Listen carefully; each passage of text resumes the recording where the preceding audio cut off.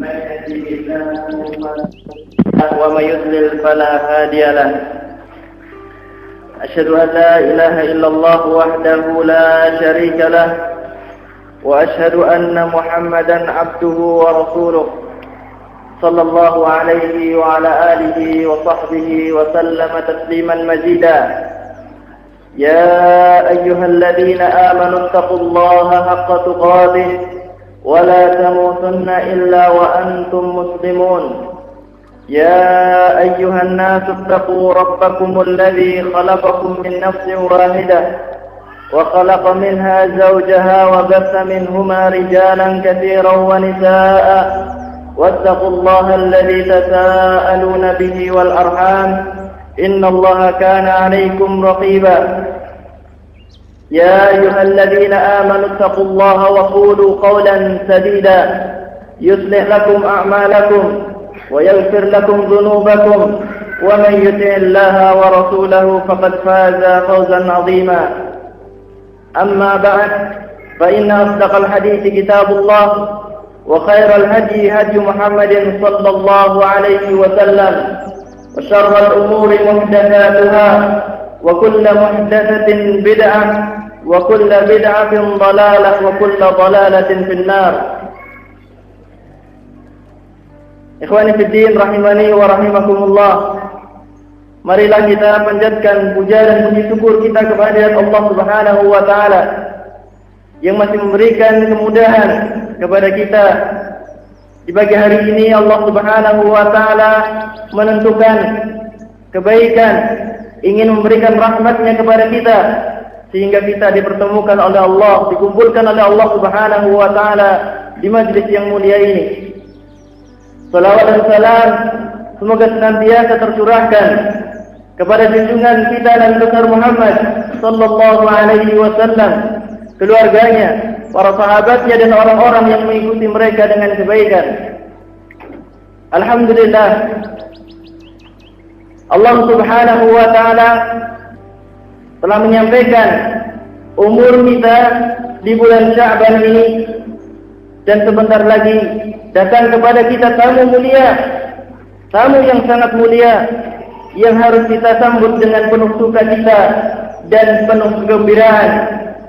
Kaum muslimin rahimani wa rahimakumullah, Allah Subhanahu wa taala di antara hikmahnya adalah telah memuliakan sebagian makhluk dari sebagian yang lain. Allah Subhanahu wa taala sebagaimana kita tahu telah memuliakan malaikat dari segenap makhluk-makhluk yang lain. Demikian juga kita tahu bahwasanya di antara manusia ada yang dimuliakan oleh Allah Subhanahu wa taala, yaitu para nabi dan para rasul. Dan di antara para nabi dan para rasul pun ada yang diutamakan, dimuliakan di antara mereka, yaitu ulul azmi minar rusul. Demikian juga Allah Subhanahu wa taala di antara hikmahnya telah memuliakan beberapa tempat dari tempat yang lain, sebagaimana kita tahu bahwasanya Baitullah Al-Haram lebih mulia dari seluruh masjid yang ada di muka bumi ini. Demikian juga Allah Subhanahu wa taala telah memuliakan beberapa waktu dari waktu-waktu yang lainnya, sebagaimana Allah Subhanahu wa taala telah memuliakan sepertiga malam terakhir, dikhususkan oleh Allah Subhanahu wa taala untuk turun ke langit dunia untuk menyebutkan kepada hamba-Nya, siapa yang meminta ampun kepadaku, aku berikan ampunan. Siapa yang meminta kepadaku rezeki, aku akan berikan rezeki kepadanya. Demikianlah hikmah yang Allah Subhanahu wa taala telah jadikan pada hamba-Nya. Satu hamba lebih mulia dari hamba yang lain. Kaum muslimin yang dimuliakan oleh Allah, yang akan kita bahas adalah tentang kemuliaan bulan Ramadan. Kemuliaan sebuah waktu yang telah Allah Subhanahu wa taala khususkan. Kemuliaan yang sangat luar biasa yang dimiliki oleh bulan Ramadan. Para ulama, di antaranya Imam Al-Baihaqi, beliau telah menyebutkan tentang keutamaan waktu daripada waktu yang lainnya. Beliau menulis sebuah kitab yang berjudul Fadailul Awqat, keutamaan waktu. Demikian juga Al-Imam Al-Hafidz Ibnu Rajab Al-Hambali, beliau juga menyusun sebuah kitab yang berisi Di sana penjelasan tentang amalan di sebuah waktu dimuliakan daripada amalan di waktu yang lain, yaitu kitab yang berjudul Lataiful Ma'arif. Kaum muslimin yang dirahmati oleh Allah, Allah Subhanahu wa taala dalam kehidupan di dunia ini menginginkan dari hamba-Nya, dalam kehidupan kita di dunia ini, Allah Subhanahu wa taala menginginkan dari hamba-Nya adalah untuk beribadah, untuk tunduk kepada Allah Subhanahu wa taala, untuk menghamba dengan sebenar-benarnya kepada Allah Subhanahu wa taala. Allah Subhanahu wa taala telah berfirman, "Wa ma khalaqtul jinna wal insa illa liya'budun." Tidaklah aku ciptakan jin dan manusia kecuali hanya untuk beribadah kepada-Ku.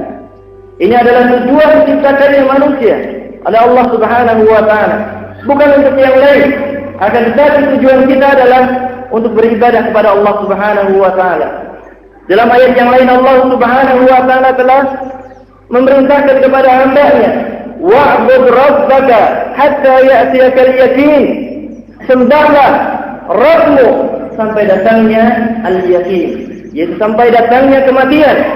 Ini adalah perintah dari Allah Subhanahu wa taala kepada hamba-Nya agar beribadah kepada Allah dengan bersungguh-sungguh sampai datangnya kematian, sampai datangnya al-maut. Tidak sebagaimana kebanyakan manusia mentafsirkan ayat ini ataupun orang-orang tasawuf yang mentafsirkan ayat yang mulia ini dengan wa'bud rabbaka hatta ya'tiyakal yaqin. Maksudnya adalah ketika seorang telah sampai kepada tingkatan yakin dalam beribadah kepada Allah, kata mereka, telah gugur dari mereka taklif. Tidak ada taklif lagi. Akan tetapi ayat yang mulia ini menjelaskan kepada kita bahwasanya kita beribadah kepada Allah sampai nyawa kita dicabut oleh Allah Subhanahu wa taala. Kaum muslimin yang dirahmati oleh Allah, bukan hanya Allah menciptakan jin dan manusia untuk beribadah kepada-Nya saja, akan tetapi Allah Subhanahu wa taala telah mempersiapkan alam semesta ini, dunia dan segala isinya, langit yang 7 tingkat, bumi yang 7 lapis, telah Allah Subhanahu wa taala ciptakan untuk sarana, bekal bagi setiap hamba untuk beribadah kepada Allah Subhanahu wa taala Rabbul Alamin. Allah Subhanahu wa taala berfirman, "Wa khalaqallahu as-samawati wal arda wa litujza kullu nafsin bima kasabat wa hum la yuzlamun." Allah Subhanahu wa taala berfirman, "Wa khalaqallahu as-samawati wal arda." Dan Allah Subhanahu wa taala telah menciptakan langit yang 7, wal arda, demikian juga Allah Subhanahu wa taala telah menciptakan langit yang 7 untuk apa? Litujza kullu nafsin bima kasabat, agar setiap jiwa itu dibalas kepada apa yang dia kerjakan. Wa hum la yuzlamun, dan mereka sekali-kali tidak dizalimi oleh Allah Subhanahu wa taala. Mereka sekali-kali hamba ini tidak akan dizalimi oleh Allah Subhanahu wa taala. Kaum muslimin yang dirahmati oleh Allah, ayat-ayat yang mulia ini menjelaskan kepada kita bahwasanya kita hidup di dunia ini adalah untuk beribadah kepada Allah dengan mentahqiqkan ibadah dengan sebenar-benarnya, merealisasikan ibadah dengan sebenar-benarnya. Bagaimana cara tahqiqul ibadah dalam kehidupan kita? Tahqiqul ibadah adalah dengan melaksanakan tauhid wal ibtiad an syirk, dengan melaksanakan tauhid kepada Allah Subhanahu wa taala dan menjauhkan diri dari kesyirikan kepada Allah Subhanahu wa taala. Inilah hakikat peribadahan kepada Allah Subhanahu wa taala. Ketika kita telah tahu bahwasanya tujuan hidup kita dalam kehidupan dunia ini adalah untuk beribadah kepada Allah Subhanahu wa taala, maka kita pun telah sadar, kita pun telah tahu bahwasanya kehidupan di dunia ini bukanlah kehidupan yang abadi. Hidup kita di dunia ini adalah kehidupan yang terbatas dengan sebuah ajal yang telah Allah Subhanahu wa taala tentukan bagi hamba-Nya. Jadi hidup kita bukanlah hidup untuk selama-lamanya. tetapi hidup yang berbatas dengan sebuah ajal yang Allah Subhanahu wa taala telah tentukan. Alam semesta ini berbatas kepada sebuah kehancuran, yaitu yang dinamakan dengan yaumul qiyamah. Setiap yang berjiwa akan merasakan yang namanya kematian. Kaum muslimin yang dirahmati oleh Allah, Allah Subhanahu wa taala menyebutkan dalam surat Al-Anbiya ayat yang ke-34, "Wa ma ja'alna li basharin min qalbika al-khuld." Dan tidaklah kami jadikan bagi seorang manusia sebelummu kekekalan. Demikian juga Allah Subhanahu wa taala berfirman, "Kullu nafsin dha'iqatul maut." Setiap yang bernyawa pasti akan merasakan yang namanya mati. Setelah kita tahu bahwa tugas kita di alam dunia ini adalah untuk beribadah kepada Allah, mentauhidkan Allah Subhanahu wa taala dan menjauhi perbuatan syirik. Setelah kita tahu hal itu, kemudian kita tahu bahwasanya umur kita terbatas, bahwasanya hidup kita adalah terbatas, maka sudah menjadi kewajiban bagi setiap muslim untuk memperbaiki amalannya masing-masing, untuk beribadah kepada Allah Subhanahu wa taala, meluruskan ibadahnya kepada Allah Subhanahu wa taala dengan dua cara. Meluruskan beribadah kepada Allah dengan dua cara. Cara yang pertama dengan cara membenarkan niat, ikhlasun niat lillah, mengikhlaskan niat hanya mengharapkan pahala dari Allah Subhanahu wa taala. Seorang beribadah tidak pernah mengharapkan apa-apa selain daripada pahala Allah Subhanahu wa taala. Kemudian yang kedua dengan tajridul mutaba'ah, dengan membenarkan, meluruskan mutaba'ah, yaitu pengikutan kepada Rasulullah sallallahu alaihi wasallam. Inilah yang dinamakan dengan ibadah yang akan diterima oleh Allah Subhanahu wa taala jika terpenuhi dua syarat ini. Syarat yang pertama adalah ikhlas, mengharapkan balasan hanya dari Allah semata, dan yang kedua adalah mutaba'atul Rasulullah sallallahu alaihi wasallam, mengikuti Rasulullah sallallahu alaihi wasallam dalam beribadah. Kaum muslimin rahimani wa rahimakumullah. Lebih-lebih lagi pada bulan yang mulia, pada waktu-waktu yang dimuliakan oleh Allah Subhanahu wa taala, kita lebih lagi dituntut untuk memperbanyak amalan kita. Karena apa? Allah Subhanahu wa taala akan melipat gandakan pahala di waktu yang mulia tersebut. Kaum muslimin yang dirahmati oleh Allah, bulan Ramadan yang akan menjadi tamu kita adalah bulan yang sangat mulia. Di antara bentuk kemuliaannya bahwasanya Allah Subhanahu wa taala telah mengkhususkan bulan Ramadan ini dengan diturunkannya Al-Qur'anul Karim. Allah Subhanahu wa taala berfirman di dalam surat Al-Baqarah ayat yang ke-185, "Syahrul Ramadan alladzi unzila fihi al-Qur'an hudan lin-nas wa bayyinatin minal huda wal furqan." Allah Subhanahu wa taala berfirman, "Syahrul Ramadan alladzi unzila fihi al-Qur'an." Bulan Ramadan adalah sebuah bulan di mana diturunkan di dalamnya Al-Qur'an. Untuk apa Al-Quran diturunkan kepada Nabi kita Muhammad sallallahu alaihi wasallam?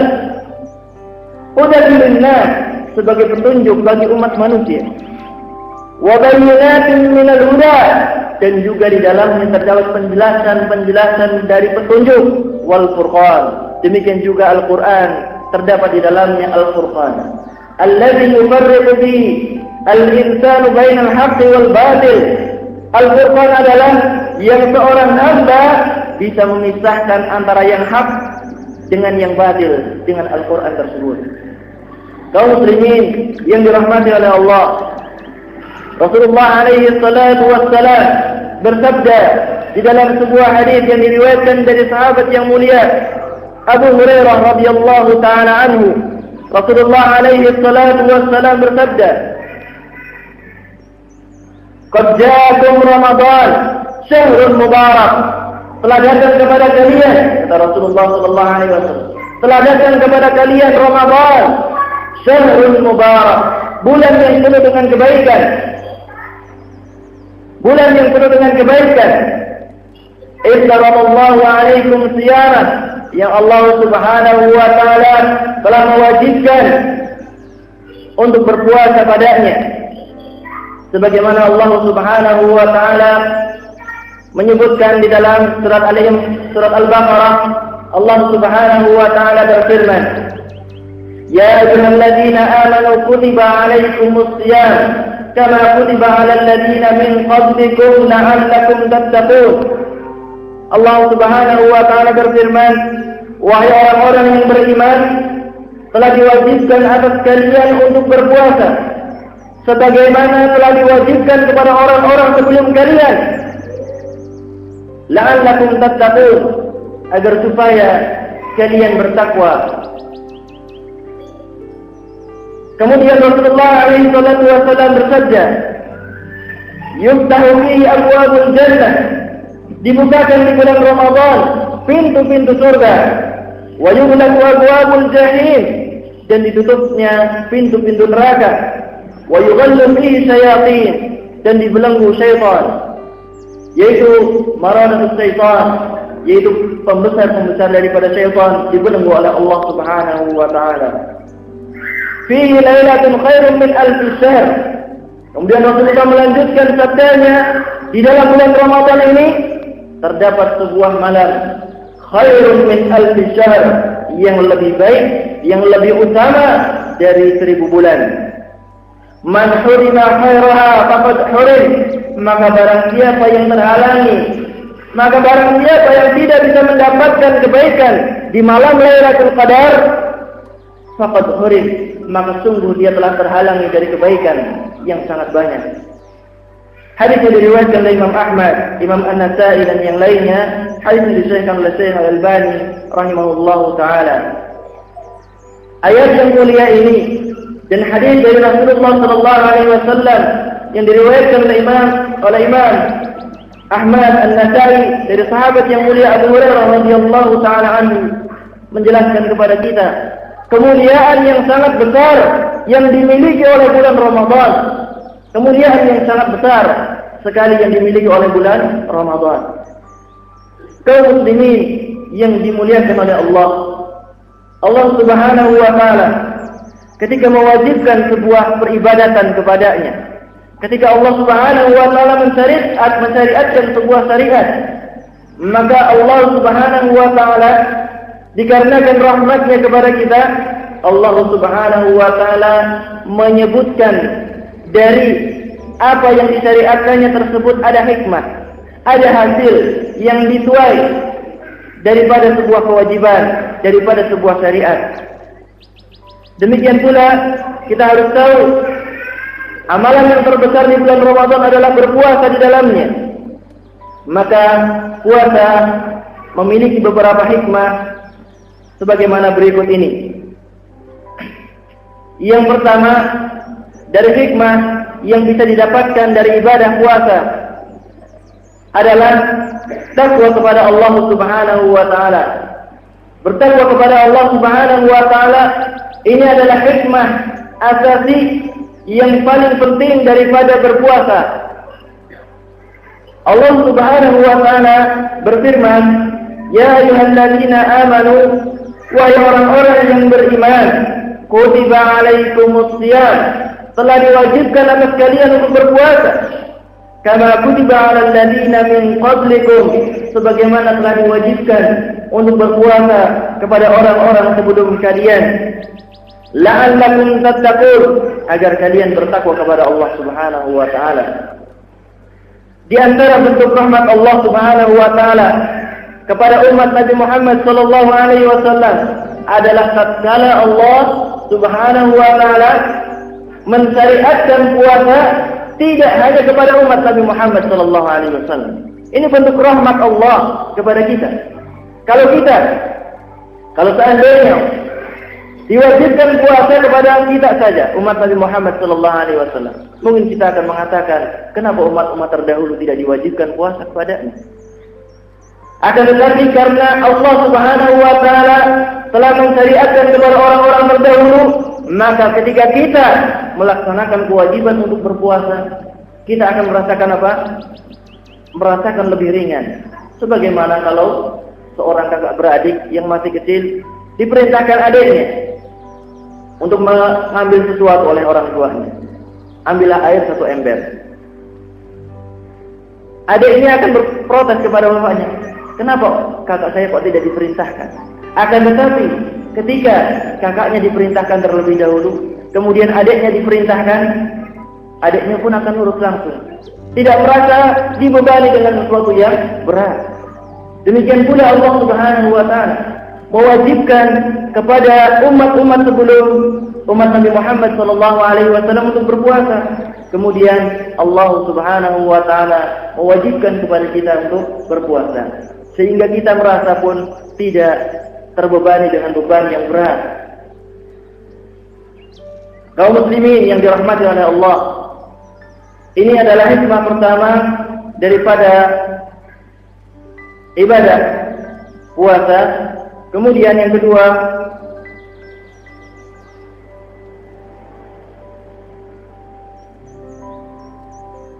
ketika seorang berpuasa, dia meninggalkan syahwatnya, dia meninggalkan makan dan minumnya, ditinggalkan itu semuanya. Maka para ulama menjelaskan bahwasannya ketika seorang meninggalkan syahwatnya, ketika seorang meninggalkan makan dan minumnya, akan membuahkan hasil yang begitu banyak, faedah yang sangat luar biasa sekali kalau kita mau mencermatinya, kalau kita mau mencermatinya dengan seksama. Rasulullah alaihi salatu wassalam telah bersabda dalam hadis yang diriwayatkan oleh Imam Ibnu Majah. Rasulullah alaihi salatu wassalam bersabda, "Kullu amal ibni Adam yudha'af." Setiap amalan anak Adam akan dilipat gandakan oleh Allah Subhanahu wa taala. Al-hasanatu bi'ashri amsalha. Satu kebaikan akan dilipat gandakan menjadi 10 kali lipat. Ila sab'i mi'ati dhi'fin, dan sampai kepada 700 kali lipat. Satu kebaikan akan dilipat gandakan oleh Allah kepada 10 kali lipat sampai 700 kali lipat, ila ad'afin katsira, sampai kepada lipatan yang tidak bisa terhitung lagi. Yaqulullah illa shaum. Allah Subhanahu wa taala mengatakan kecuali puasa.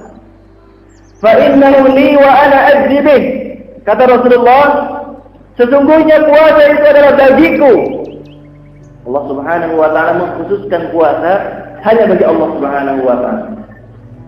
Fa innahu li, sesungguhnya puasa itu adalah bagiku, wa ana ajzi bih, dan aku akan membalasnya.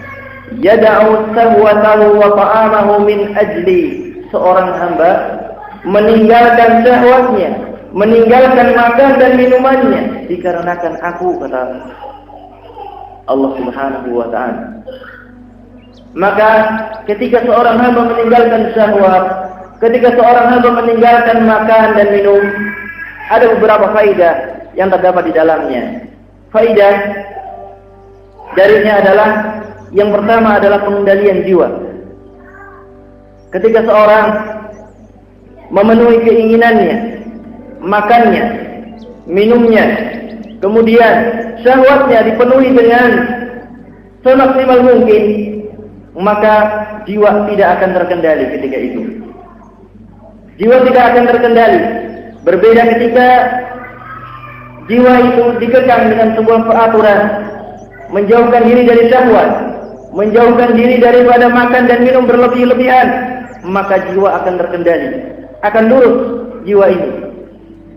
Faedah yang kedua darinya adalah hati akan tersibukkan untuk berzikir kepada Allah Subhanahu wa taala. Ketika kita memenuhi syahwat kita, ketika kita memenuhi keinginan untuk makan dan minum, maka untuk bersyukur kepada Allah Subhanahu wa taala adalah semakin jauh. Itu adalah tabiat manusia. Bukan semakin banyak dinikmati rezeki Allah, bukan semakin bersyukur. Akan tetapi tabiat manusia adalah tidak bisa bersyukur ketika dia memenuhi hajatnya, keinginannya, kebutuhannya. Akan tetapi ketika dia meninggalkan syahwat, meninggalkan makan dan minum, maka akan dia senantiasa mengingat Allah, berzikir kepada Allah Subhanahu wa taala. Faedah yang ketiga adalah senantiasa memudahkan seseorang untuk berzikir kepada Allah Subhanahu wa taala. Ketika seorang meninggalkan syahwat, seorang meninggalkan makan dan minum, akan lebih memudahkan seorang bersyukur kepada Allah Subhanahu wa taala. Bagaimana tidak? Dia melihat keadaan dirinya ketika itu sama dengan keadaan orang yang lebih miskin darinya. Merasakan penderitaan yang dirasakan oleh orang lain. Lapar, dahaga yang biasa dirasakan oleh orang lain, dia akan merasakannya. Rasulullah alaihi salatu wasallam pun menganjurkan, kalau kita ingin bersyukur kepada Allah Subhanahu wa taala, bagaimana? Kita harus melihat kepada orang yang kedudukannya lebih rendah dari kita. Dalam kehidupan dunianya lebih rendah dibanding kita. Kita akan banyak bersyukur kepada Allah Subhanahu wa taala kalau kita melihat saudara-saudara kita yang lebih ada di bawah kita. Kemudian yang keempat, seorang yang meninggalkan syahwat dan seorang yang meninggalkan makan dan minum, maka dia akan mempersempit jalan darah dalam tubuhnya. Dengan dia menyempitkan jalan darah dalam tubuhnya, maka dia pun menyempitkan jalan syaitan yang ada dalam tubuhnya. Sebagaimana Rasulullah alaihi salatu wasallam bersabda, "Inna syaitana yajri fi ibni Adam majra dam." Sesungguhnya syaitan itu berjalan dalam tubuh anak manusia sebagaimana seperti berjalannya darah ataupun bersama dengan berjalannya darah. Sehingga para ulama menyebutkan, jika seorang meninggalkan makan, meninggalkan minum, maka aliran darahnya pun akan menyempit dan itu mempersempit gerakan syaitan dalam diri seorang hamba. Kaum muslimin yang dirahmati oleh Allah, ini adalah faedah yang disebutkan oleh para ulama ketika seorang meninggalkan syahwat dan meninggalkan makan dan minum. Kemudian faedah yang ataupun hikmah yang ketiga disyariatkannya puasa adalah seorang hamba ketika memasuki bulan Ramadan telah ditarbiyah jiwanya, telah ditarbiyah fisiknya, sehingga ketika keluar dari bulan Ramadan dia menjadi seorang hamba yang lebih baik daripada sebelumnya. Dia menjadi seorang hamba yang sudah lulus ujian di bulan Ramadan. Sebagaimana Rasulullah alaihi salatu wassalam pun telah menganjurkan agar kita tidak berkata-kata kotor, agar kita tidak berbuat yang sembarangan di bulan Ramadan. Rasulullah alaihi salatu wassalam pernah menyebutkan dalam sebuah hadis yang diriwayatkan oleh Imam Ibnu Majah, "Rubba sha'imin laisa lahu min siyamihi illa al-ju'." Begitu banyak orang yang berpuasa, tetapi dia tidak mendapatkan apapun dari puasanya melainkan rasa lapar saja. Rasulullah SAW menjelaskan, begitu banyak orang yang berpuasa, dia tidak dapat balasan sedikit kecuali apa? Kecuali rasa lapar saja. Na'udzubillah min hada. Kita berlindung kepada Allah Subhanahu wa taala dari hal yang semacam ini. Rasulullah SAW juga telah bersabda, "Man lam yada' qaula az-zur wal 'amal bih, falaysa lillahi hajah bi ay yada'a ta'amahu wa syarabah."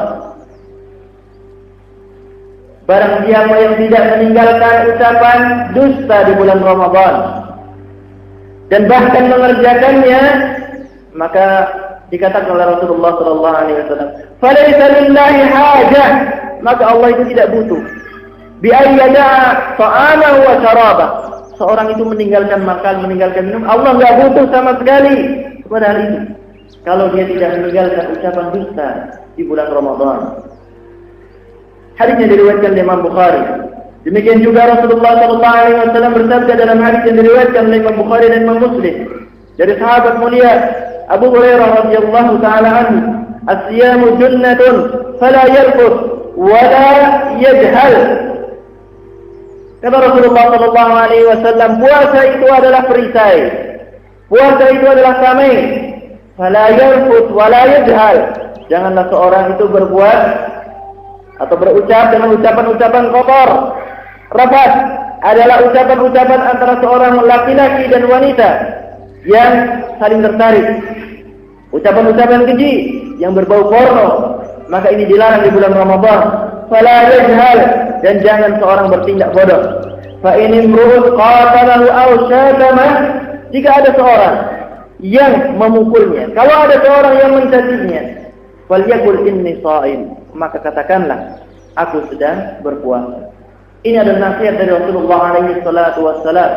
Kalau kita sedang berpuasa, ada seorang yang mencaci kita, ada seorang yang berbuat zalim kepada kita, apa yang kita kerjakan? Kita katakan kepadanya, inni sha'im, aku sedang berpuasa. Kaum muslimin yang dirahmati oleh Allah, ada sebuah pesan dari Ka'b bin Malik radhiyallahu taala anhu yang dinukilkan oleh Imam Ibnu Rajab Al-Hambali di dalam kitabnya Lataiful Ma'arif. Beliau mengatakan, barang siapa yang berpuasa di bulan Ramadan, barang siapa yang berpuasa di bulan Ramadan, kemudian dia terbetik dalam dirinya, ada niatan dalam dirinya, nanti setelah saya keluar dari Ramadan, saya akan berbuat maksiat. Maka beliau mengatakan, sungguh puasanya itu tertolak. Ka'b bin Malik mengatakan, kalau seandainya ada seorang di antara kita meniatkan di bulan Ramadan dipenuhi dengan amalan kebaikan, tetapi apa?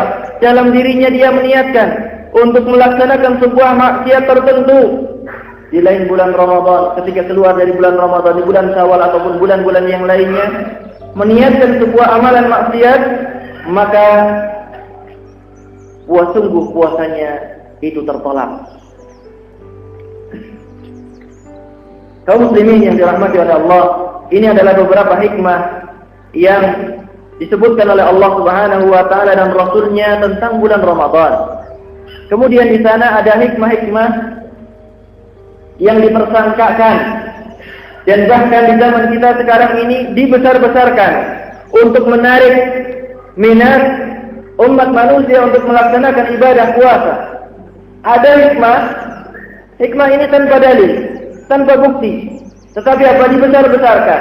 Kemudian apa? Untuk mengajar manusia untuk melaksanakan puasa. Sebagaimana kita mendengar, sebagian orang mengatakan bahwasanya puasa akan menyehatkan badan. Sebagian orang mengatakan bahwasanya puasa akan mengurangi resiko terkena stroke. Sebagian orang mengatakan bahwasanya puasa bisa mengontrol tekanan darah. Tekanan darahnya tinggi, puasa maka akan turun.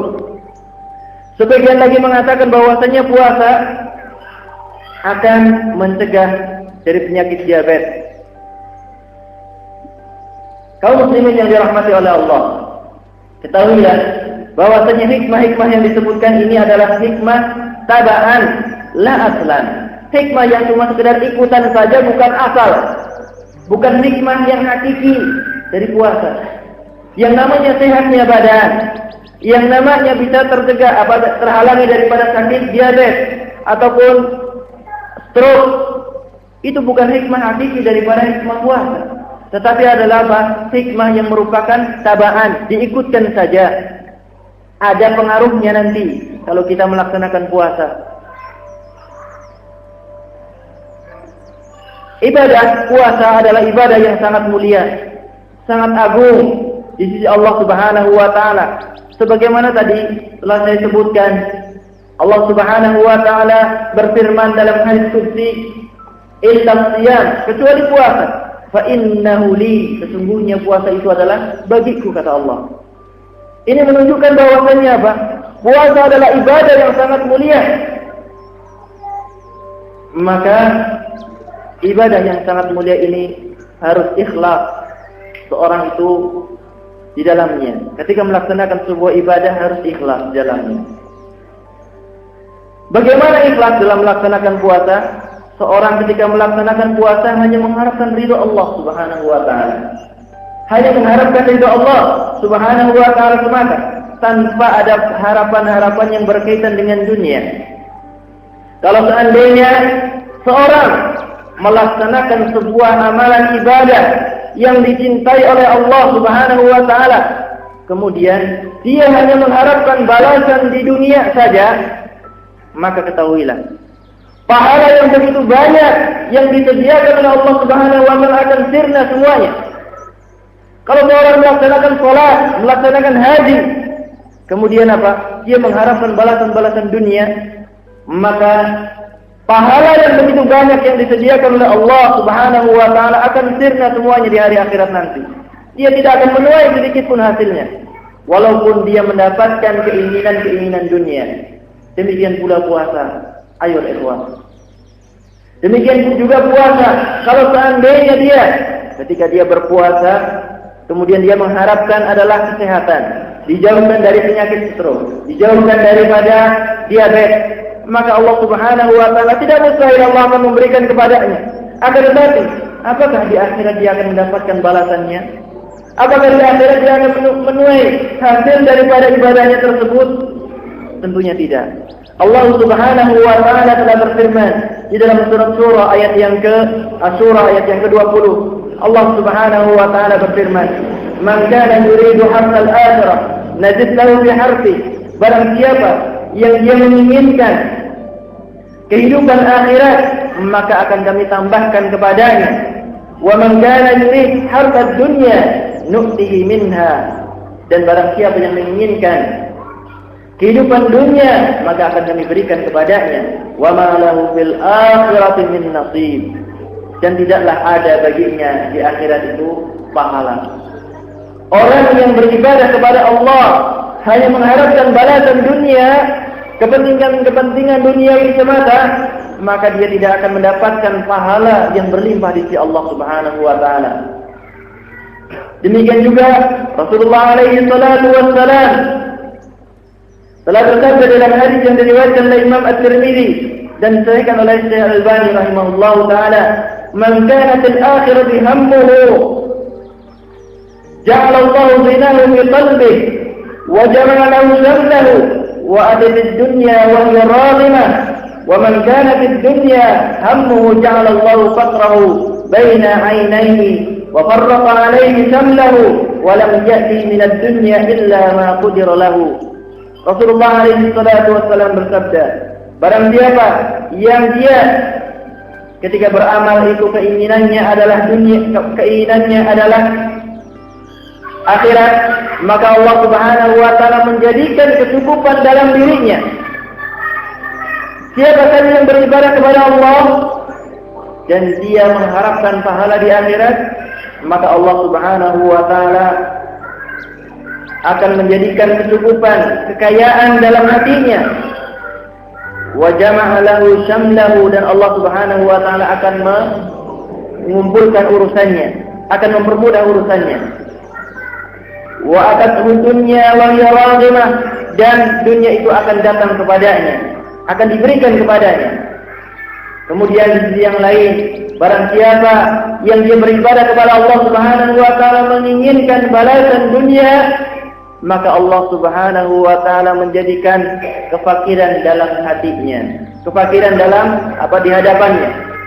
Jadi siapa saja yang beramal tujuannya hanya dunia, melaksanakan salat malam tujuannya dunia, melaksanakan salat 5 waktu tujuannya dunia, maka Allah Subhanahu wa taala akan menjadikan kefakiran di hadapannya. Wa farraqa alaihi shamlahu, kemudian Allah Subhanahu wa taala akan membuat susah urusannya. Wa lam ya'ti min ad-dunya illa ma qudira lah, dan tidak akan diberikan kepadanya dunia kecuali apa yang telah ditentukan baginya. Kaum muslimin yang dirahmati oleh Allah. Adapun tentang hadis yang banyak disebutkan oleh khatib, banyak hadis yang banyak disebutkan oleh para dai, sumu tasihhu, berpuasalah kalian maka kalian akan sehat. Maka hadis ini adalah hadis yang diriwayatkan oleh Imam At-Tabarani dalam kitabnya Al-Awsat, demikian juga Imam Abu Nu'aim dalam At-Tib An-Nabawi. maka hadis ini adalah hadis yang sahih atau yang dhaif sebagaimana disebutkan oleh Al-Hafidz Al-Iraqi dalam takhrij terhadap kitab Ihya Ulumuddin. Demikian juga Syekh Al-Albani rahimahullahu taala mengatakan bahwasannya hadis yang menyebutkan sumu tasihhu, berpuasalah maka kalian akan sehat, hadisnya ini adalah hadis yang lemah, maka tidak ada hujjah yang jelas padanya untuk seorang berhujjah bahwasanya puasa ini akan memberikan kesehatan. Sebagaimana kita tahu bahwasanya tujuan terbesar daripada puasa adalah melaksanakan ketaatan kepada Allah Subhanahu wa taala dan pahala di sisi Allah Subhanahu wa taala. Kaum muslimin yang dirahmati oleh Allah, pembahasan yang selanjutnya adalah yang berkaitan dengan puasa. Yang pertama pembahasannya yang akan kita lalui adalah tentang an-niyat. Niat adalah salah satu syarat sahnya ibadah. Demikian juga adalah syarat sahnya puasa. Secara umum Rasulullah alaihi salatu wassalam bersabda, "Innamal a'malu binniyat." Sesungguhnya amalan-amalan itu tergantung kepada niatnya. Tentang puasa ini Rasulullah alaihi salatu wassalam bersabda dalam hadis yang diriwayatkan dari Hafsah Ummul Mukminin, anna Rasulullah sallallahu alaihi wasallam, hadisnya diriwayatkan dari Hafsah bahwasanya Rasulullah sallallahu alaihi wasallam bersabda, "Man lam yujmi'i siyam," barang siapa yang tidak meniatkan siyam, tidak niatkan berpuasa, qabla al-fajr fala siyama lahu, maka tidak ada puasa baginya.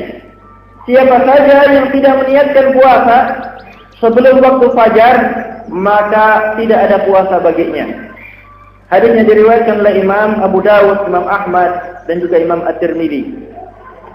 Hadis ini memberikan faedah kepada kita bahwasanya diwajibkan, disyariatkan untuk meniatkan puasa Ramadan adalah setiap hari. Memperbarui niat setiap hari. Tidak meniatkan dari awal Ramadan, saya akan puasa 1 bulan penuh, tidak. Tetapi apa?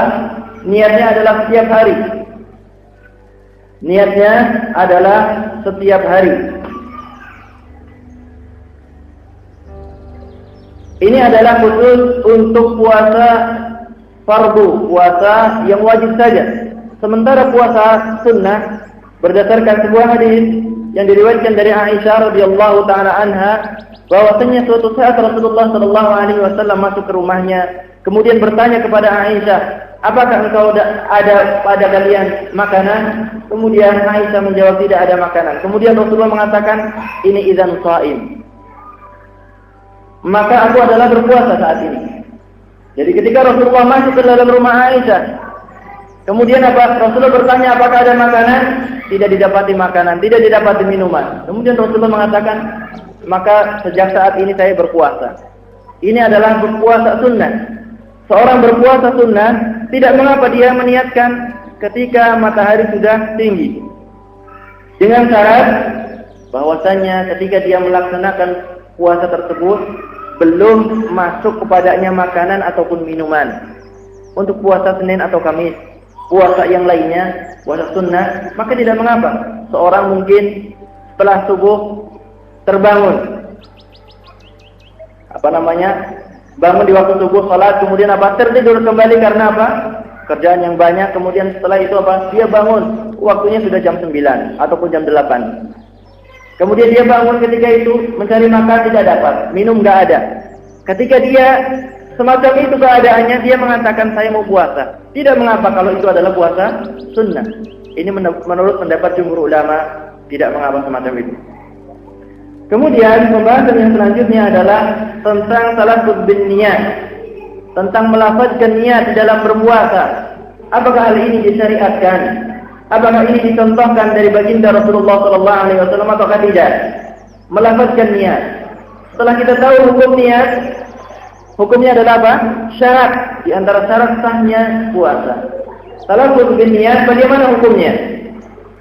Sebelum kita membahas tentang talaffuz bin niyat ini, maka ada baiknya kalau kita mengenal bagaimanakah Rasulullah sallallahu alaihi wasallam? Bagaimanakah diri Rasulullah sallallahu alaihi wasallam sebenarnya? Aisyah radhiyallahu taala anha menjelaskan tentang diri Rasulullah alaihi salatu wasallam, bagaimana pribadi beliau. Aisyah radhiyallahu taala anha mengatakan, "Ma khuyira Rasulullah sallallahu alaihi wasallam baina amrayni illa ikhtara aysarahuma ma lam yakun isman fa in kana isman kana ab'ad an-nas minhu." Rawahu Abu Dawud. Aisyah radhiyallahu taala anha menyebutkan tentang diri Rasulullah sallallahu alaihi wasallam. Tidaklah Rasulullah disodorkan kepadanya dua perkara. Tidak pernah Rasulullah kalau disodorkan kepadanya dua perkara, melainkan Rasulullah pasti memilih perkara yang mudah dari dua perkara ini. Kalau Rasulullah disebutkan dua perkara, pasti Rasulullah memilih yang mudah darinya. Malam yakun isman, selama perkara yang mudah itu bukan termasuk dosa. Fa in kana isman, kalau seandainya perkara yang mudah itu adalah dosa, kana ab'adan nas minhu, maka dia Rasulullah adalah orang yang paling jauh daripada dosa. Sekarang pertanyaannya adalah, manakah yang lebih mudah ayuhal hadirin? Manakah yang lebih mudah antara melafazkan niat nawaitu shawma ghadin an adai ila akhirih dengan meniatkan puasa dengan di dalam hatinya saja? Mana yang lebih mudah? Mana yang lebih mudah, saya tanyakan? Apakah yang dilafazkan itu lebih mudah ataukah yang di dalam hati?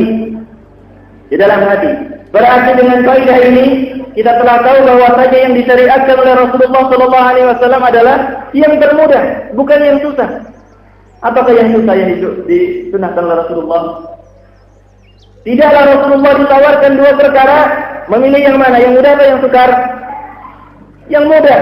Maka kita tahu dengan sepasti-pastinya, seyakin-yakinnya, bahwasanya Rasulullah alaihi salatu wassalam, beliau adalah memilih untuk meniatkan ibadah itu di dalam hati, bukan dengan cara dilafazkan.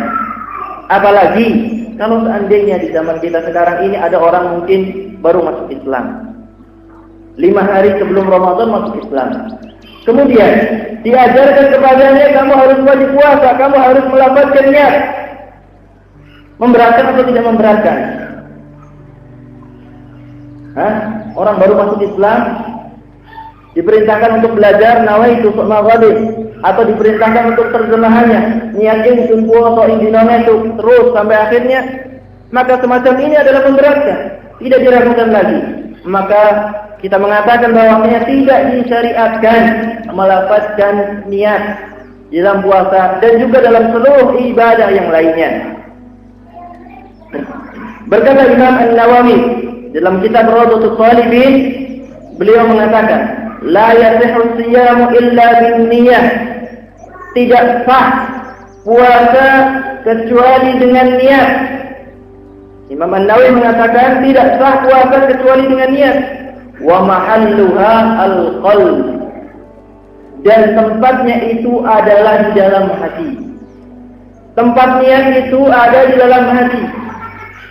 Wala yustaratu an nutqu bila khilaf, dan tidak disyaratkan untuk mengucapkan niat itu tanpa ada perselisihan di kalangan para ulama. Jadi niat itu tidak perlu dilafazkan. Tidak ada perselisihan, kata Imam An-Nawawi. Tidak ada perselisihan di antara para ulama tentang tidak disyariatkannya melafazkan niat.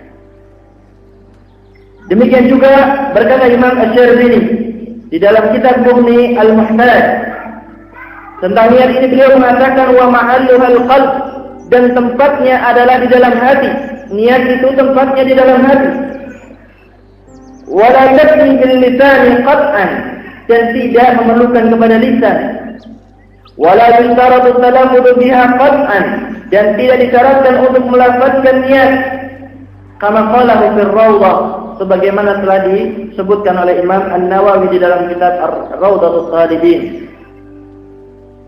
Demikian juga Syekhul Islam Ibnu Taimiyah rahimahullahu taala menyebutkan dalam Majmu' Fatawa, wan niyatu mahaduhal qalb, niat itu tempatnya ada di dalam hati.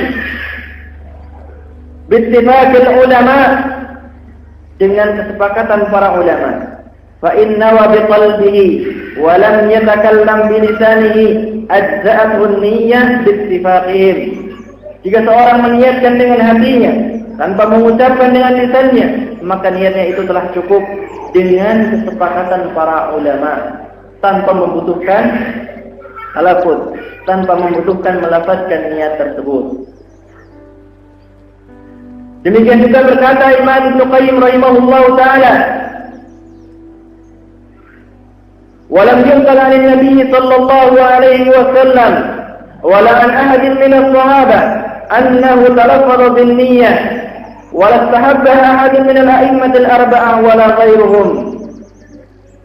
Imam Ibnu Qayyim rahimahullahu taala mengatakan, "Walam yunqal," tidak pernah dinukilkan dari Nabi sallallahu alaihi wasallam, wala an ahadin min as-sahabah, dan juga tidak pernah dinukilkan dari seorang dari kalangan para sahabat, annahu talaffadha bin niyyah, bahwasanya Rasulullah itu melafazkan niatnya, belum pernah sama sekali. Wala sahaba ahadun min al-a'immatil arba'ah, dan tidak ada yang menganggap mustahab salah seorang dari imam yang 4 dan juga yang lainnya. Ini dinukilkan di dalam kitab Durar Tsaniyah yang berisi soal jawab antara tentang dakwahnya Syekh Muhammad bin Abdul Wahhab. Ini adalah nukilan daripada anak beliau, Abdullah bin Muhammad bin Abdul Wahhab. Ini adalah tentang niat. Jadi pembahasannya adalah hukum niat. Kita ringkas kembali. Hukum niat adalah syarat sah daripada sebuah ibadah. Di antaranya adalah puasa. Puasa Ramadan, niatnya kapan? Setiap hari ataukah cukup di awal bulan? Niatnya kapan? Setiap hari, tajdid setiap hari. Kemudian talaffuz bin niyyah, hukumnya masyru' atau tidak masyru'? Disyariatkan atau tidak? Tidak disyariatkan. Pembahasan yang selanjutnya adalah tentang as-sahur ataupun as-suhur. Sebelum kita membahas tentang hukum sahur ataupun suhur, maka kita akan sebutkan sebuah faedah dari Syekh Ibnu Utsaimin rahimahullahu taala, menyebutkan tentang penamaan daripada sahur ataupun suhur. Bahasa kita apa? Sahur, enggak pakai ha. Bahasa kita sahur, bukan sahur. Syekh Ibnu Utsaimin rahimahullahu taala menyebutkan tentang sahur ini. Kalau yang dimaksudkan adalah perbuatan seseorang bangun sebelum wajib fajar untuk makan, itu perbuatan orangnya kan? Maka kata Syekh Ibnu Utsaimin, dinamakan dengan suhur. Itu dinamakan dengan suhur dengan didhammahkan sinnya. Kalau yang dikatakan adalah perbuatan manusia dengan didhammahkan sinnya, as-suhur. Kemudian Syekh Ibnu Utsaimin menjelaskan, kalau yang dimaksudkan adalah makanannya, kalau yang dimaksudkan adalah minumannya, maka dinamakan dengan as-sahur.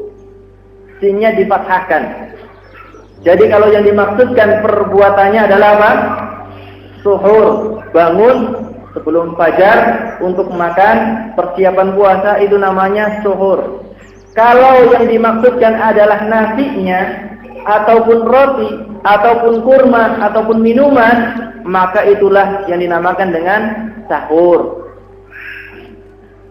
Beliau menyebutkan dalam kitab Syarh Al-Mumti. Kemudian tentang hukum sahur ini, Rasulullah alaihi salatu wassalam bersabda dalam hadis yang diriwayatkan dari Anas bin Malik radhiyallahu taala anhu, Rasulullah alaihi salatu wassalam bersabda, "Tasahharu fa inna fis suhuri barakah." Hadisnya diriwayatkan oleh Imam Bukhari dan Imam Muslim. Rasulullah sallallahu alaihi wasallam bersabda, "Tasahharu, bersahurlah kalian. Fa inna fis suhuri barakah." Sesungguhnya dalam suhur. Suhur itu apanya? Suhur perbuatan atau makanannya? Perbuatannya. Fa inna fis suhuri barakah, sesungguhnya dalam perbuatan seorang bangun makan, maka itu terdapat berkah, kebaikannya. Terdapat kebaikan. Hadisnya diriwayatkan Imam Bukhari dan Muslim. Para ulama mengatakan, al-amru fi hadzal hadis lil istihbab la lil wujub. Perintah tasahharu di dalam hadis ini berfaedah adalah untuk istihbab, sesuatu yang sunnah, bukan untuk sesuatu yang wajib. Walaupun diperintahkan oleh Rasulullah sallallahu alaihi wasallam. Dalam hadis yang lain Rasulullah alaihi wasallam menyebutkan balasan yang akan diberikan kepada orang-orang yang sahur atau orang yang suhur. Jadi ke bawah. Allah Subhanahu wa taala akan berselawat kepada orang yang suhur. Demikian juga para malaikat akan berselawat kepada orang yang suhur. Rasulullah sallallahu alaihi wasallam bersabda, "As-sahuru akluhu barakah."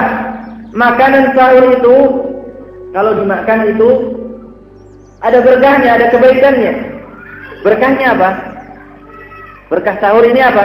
Yang paling kita rasakan kuat untuk berpuasa. Berkah yang paling kita rasakan adalah itu. Sesungguhnya ada berkah yang paling besar, lebih daripada berkah untuk merasakan kuat ketika berpuasa, lebih besar dari itu. Berkahnya apa? Mengikuti sunnah Rasulullah sallallahu alaihi wasallam. Pahalanya lebih besar daripada cuma sekedar kuat ketika berpuasa saja. Rasulullah sallallahu alaihi wasallam menyebutkan as-sahuru akluhu barakah. Sahur makanannya itu berkah. Fala tad'uhu, jangan tinggalkan sahur, jangan tinggalkan makan sahur. Walau ajra ahadukum jar'atan min ma, walaupun cuma sekedar meneguk satu teguk air saja.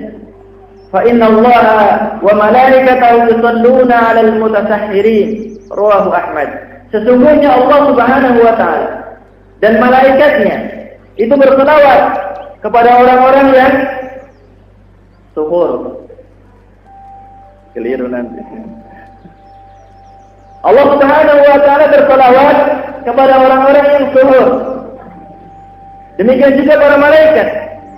Salawat Allah kepada hamba-Nya bagaimana? Salawat dari Allah kepada hamba-Nya adalah dengan menyebutkan namanya, disebutkan di sisi malaikat di atas langit yang ketujuh. Disebutkan nama orang-orang yang bersahur. Kalau salawat daripada malaikat kepada kita, bagaimana salawat malaikat kepada kita? Yaitu malaikat memintakan ampunan kepada Allah Subhanahu wa taala bagi orang-orang yang bersahur. Kalau ingin nama kita disebutkan oleh Allah Subhanahu wa taala, kalau kita ingin didoakan ampunan oleh malaikat, maka hendaklah kita bersahur. Jangan menyepelekan untuk melaksanakannya. Pembahasan yang selanjutnya yang berkaitan dengan sahur adalah waktu yang sesuai dengan sunnah. Kapan waktu yang sesuai dengan sunnah untuk melaksanakan sahur? Dari hadis yang diriwayatkan dari Zaid bin Thabit radhiyallahu anhu, beliau mengatakan, "Tasaharna ma'an Nabi sallallahu alaihi wasallam." Kata beliau, kami makan sahur bersama Rasulullah sallallahu alaihi wasallam, thumma qama ila shalat. Kemudian Rasulullah sallallahu alaihi wasallam setelah sahur selesai, kemudian apa? Rasulullah bangkit, berdiri untuk salat. Kemudian Anas bin Malik bertanya, "Kam kana bainal adzan was sahur?" Atau sahur. Berapa jarak antara azan dengan sahur?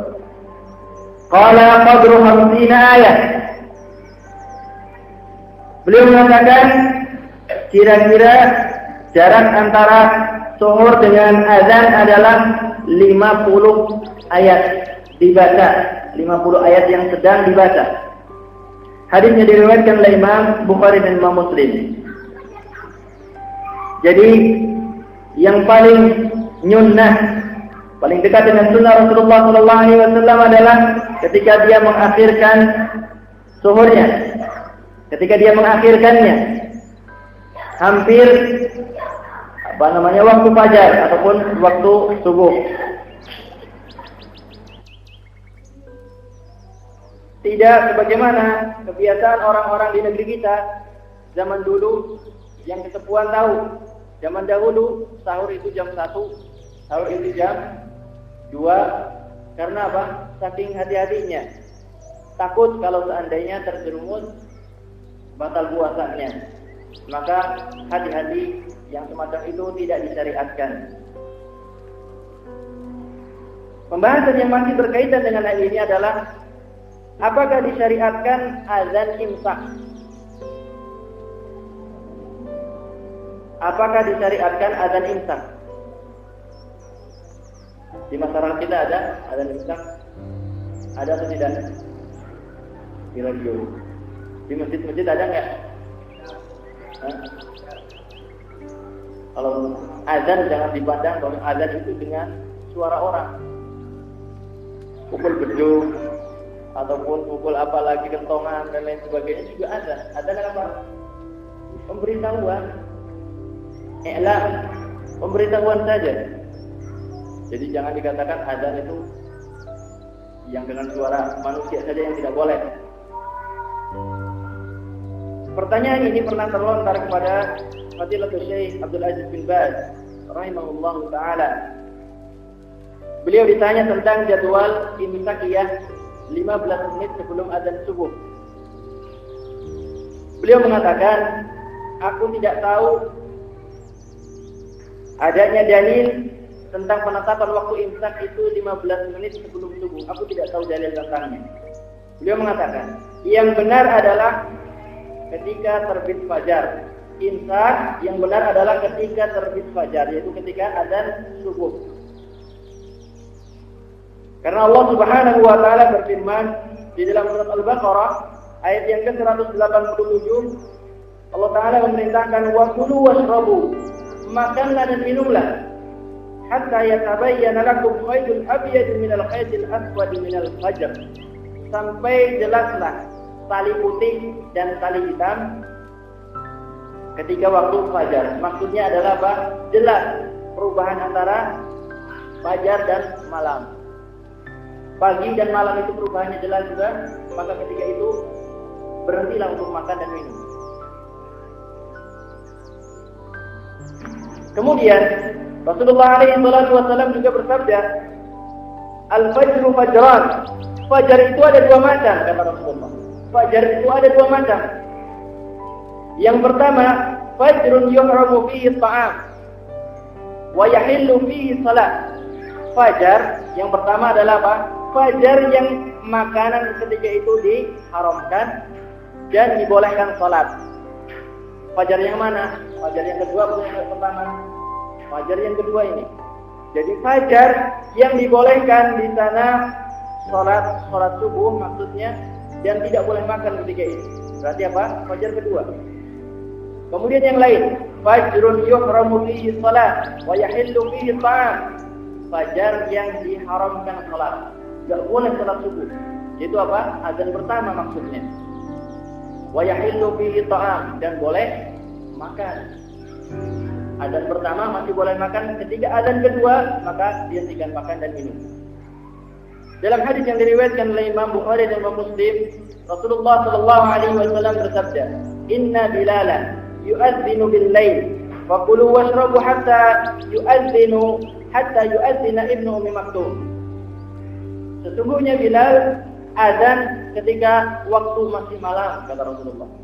Wa kulu washrabu, makanlah dan minumlah sampai Ibnu Ummi Maktum azan yang kedua. Jadi boleh seorang makan sampai azan kedua, tidak mengapa. Kemudian kalau ada orang berhujjah dengan kehati-hatian, ini kan bentuk kehati-hatian dari kita. Perhatikan baik-baik. Kalau ada seorang mengatakan, tetap saja saya mau menggunakan jadwal imsakiyah 15 menit ataupun 10 menit sebelum waktu fajar. Ini adalah sebuah kehati-hatian kita. Maka kita akan katakan, Siapakah yang lebih hati-hati antara kita atau Rasulullah Sallallahu Alaihi Wasallam? Mana yang lebih hati-hati dalam beragama? Diri kita atau Rasulullah? Jawabannya Rasulullah Alaihi Wasallam. Rasulullah menganjurkan makan sampai azan kedua. Kenapa kita mau berhati-hati melebihi Rasulullah Sallallahu Alaihi Wasallam? Allah dan Rasulnya masih menghalalkan makan dan minum sampai azan kedua. Kalau kita melaksanakan imsak sekarang 10 menit sebelum azan, berarti kita mengharamkan makanan yang dihalalkan oleh Allah dan Rasulnya. Mau melancangi Allah, lancang terhadap Allah dan Rasulnya. Ini adalah kelaziman daripada penetapan waktu imsak kalau semacam itu.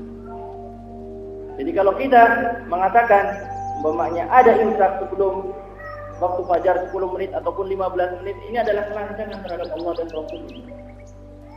Karena apa? Karena Allah dan Rasulnya masih mengizinkan makan dan minum. Kenapa kita tidak mengizinkan?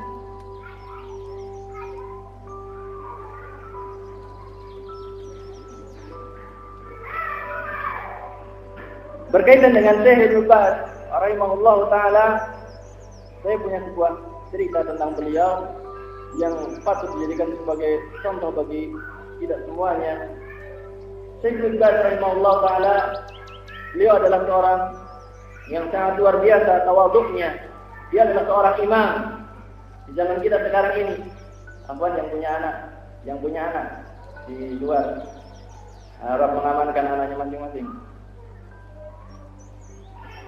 Syekh Ibnu Baz rahimahullahu taala, dia adalah seorang imam yang hidup di zaman kita sekarang ini, dekat dengan zaman kita. Beliau telah wafat beberapa tahun yang lalu. Beliau adalah seorang imam yang sangat tawadhu, muftil alam. Dia dikatakan sebagai mufti dunia ketika beliau masih hidup. Ada sebuah cerita yang sangat menakjubkan yang datang dari beliau. Suatu hari Syekh Ibnu Baz mendengar ada seorang meloncat, ada seorang yang jatuh di dalam rumahnya ataupun pagar rumahnya. Kemudian Syekh Ibnu Baz memanggil anaknya. Kayaknya saya mendengar ada seorang yang jatuh. Kemudian didapati orang ini ditangkap, kemudian didatangkan ke Syekh Ibnu Baz. Kemudian Syekh Ibnu Baz pun tahu bahwa ini adalah pencuri. Kemudian Syekh Ibnu Baz lihatlah kepada mulianya akhlak seorang imam.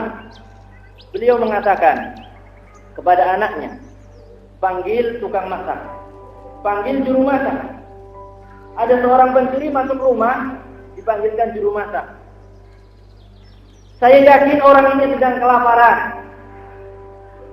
Masakan, kemudian disediakan masakan dengan secukupnya bagi pencuri ini. Disediakan masak, kemudian diajak ngobrol oleh Syekh Ibnu Baz. Ngapain kamu masuk ke rumah ini? Pencurinya pun jujur sekali. Saya masuk ke rumah ini untuk mencuri. Saya mempunyai tandungan. Orang ini berasal dari Pakistan. Saya berasal dari Pakistan. Orang tua saya sakit dan butuh biaya sekitar 10.000 Real Saudi. 10.000 Real Saudi berapa? 25 juta rupiah. Sekitar 25 juta rupiah. Pencuri ini mengatakan, saya cuma punya uang 5.000 real. Jadi sisanya masih berapa kurangnya? Saya akan mencuri dari rumahmu 5.000 ini. Jadi saya cuma punya 5.000, saya akan mengambil dari rumahmu. Kemudian saya bilang, benar kamu punya seperti itu tanggungan? Benar.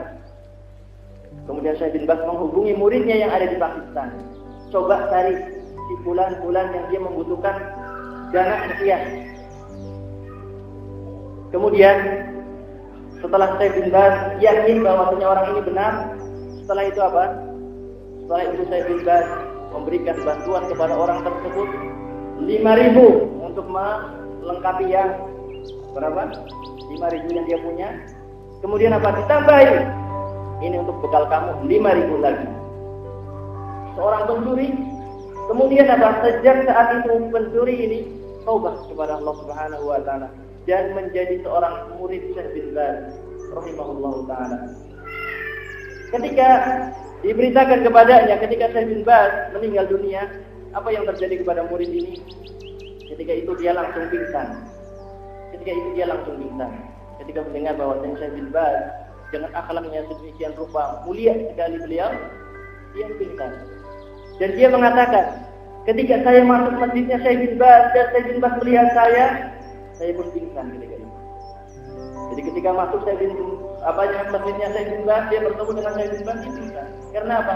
Saking takjub dan kagum dengan akhlak yang sangat mulia yang dimiliki oleh Syekh bin Baz rahimahullahu taala. Ini adalah kita, dan masih banyak sekali kita tentang Syekh bin Baz. Ini adalah di antaranya yang sangat memberikan faedah pelajaran kepada kita yang sangat mulia.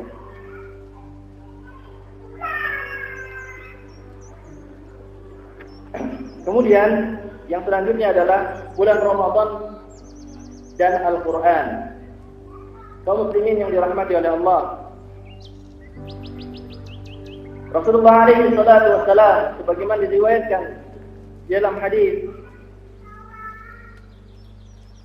yang diriwayatkan oleh Imam Bukhari dan Imam Muslim, Rasulullah alaihi salatu wassalam disebutkan bahwasanya beliau murajaah Al-Quran itu kepada Jibril di bulan Ramadan.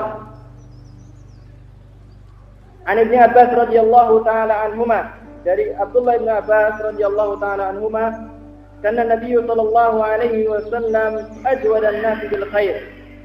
Rasulullah adalah orang yang paling baik. Wa kana ajwadu ma yakunu fi Ramadan hina yalqahu Jibril. Dan Rasulullah sallallahu alaihi wasallam adalah sangat baik sekali ketika dia bertemu dengan Jibril. Wa kana Jibril alaihi salam yalqahu kulla lailatin fi Ramadan. Dan adalah Jibril senantiasa bertemu dengan Rasulullah sallallahu alaihi wasallam pada setiap malam di bulan Ramadan. Ya'rudu alaihi Nabi sallallahu alaihi wasallam al-Qur'an. Yang Rasulullah sallallahu alaihi wasallam itu membacakan kepada Jibril Al-Qur'an, mengkoreksi bacaan Al-Qur'annya. Fa idza laqiyahu Jibril kana ajwadu bil khairi min rihil mursalah. Dan ketika Rasulullah sallallahu alaihi wasallam bertemu dengan Jibril adalah sangat baik sekali, seperti angin yang bertiup baiknya. Maka ayyuhal ikhwah rahimani wa rahimakumullah, disyariatkan kepada kita di bulan Ramadan ini untuk memperbanyak qiraatul Quran, untuk membaca Al-Quran.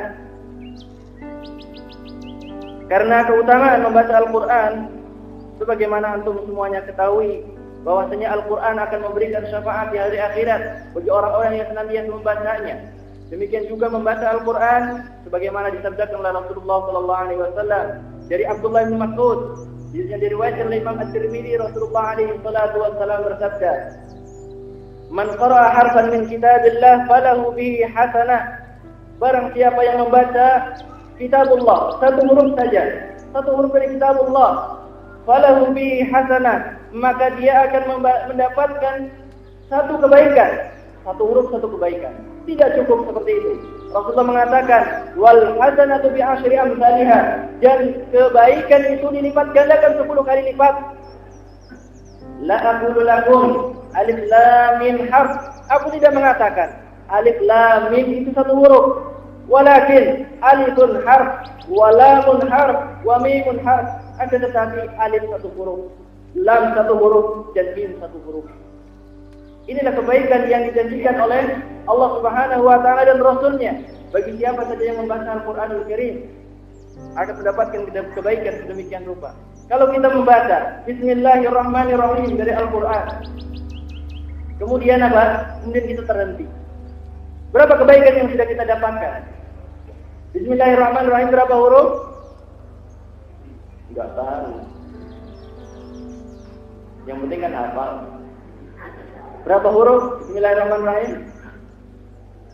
19 huruf. 19 huruf. 19 dikalikan 10 kebaikannya. Hah? Berapa? Berapa? Kalau dia membaca surat Kaf, Ya, Ain, Shad, Bismillahirrahmanirrahim. Kaf ha ya ain sad. Sudah. Ketika itu dipanggil, keperluan dia keluar rumah, ditutup mushafnya. Kaf ha ya ain itu berapa huruf? Kaf ha ya ain sad, 5 huruf. Berarti ada berapa? 19 sama 5.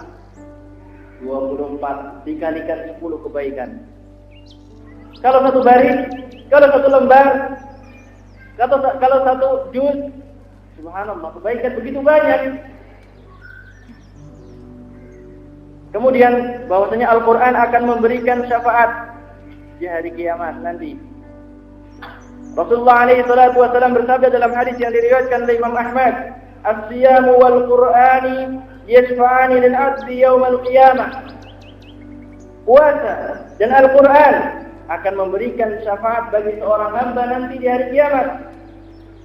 Yaqul as-siyam, "Ay Rabb, mana'tuhu at-ta'am wa syahwat bin nahar, fasafini fihi." Puasa mengatakan, "Wahai Rabb, aku telah menghalangi seorang dari makan dan syahwatnya pada siang hari, maka berikanlah syafaat kepadaku baginya untuk orang tersebut." Wa yaqulul Qur'an, kemudian Al-Quran juga mengatakan, "Mana'tuhu an-naum bil-lail," aku telah menghalangi seorang untuk tidur di malam hari. Fasafini fihi, dan berikanlah syafaat kepadaku pada orang tersebut. Qala fayusfa'ani, kemudian puasa dan Al-Quran itu diberikan syafaat. Itu apa? Memberikan faedah kepada orang-orang yang senantiasa mengerjakannya, membaca Al-Quran dan melaksanakan puasa. Yang sering saya sebutkan, ada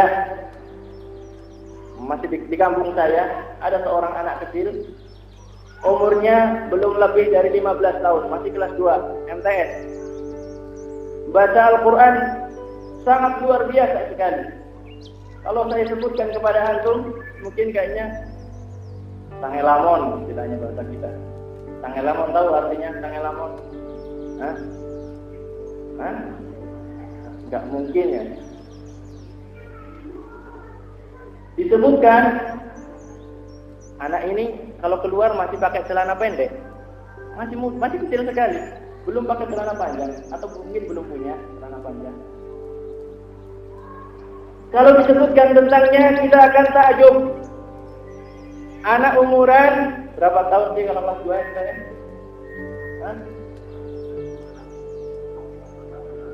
14 maksimal ya. Kira-kira berapa kalau antum sebutkan? Berapa kali baca Quran?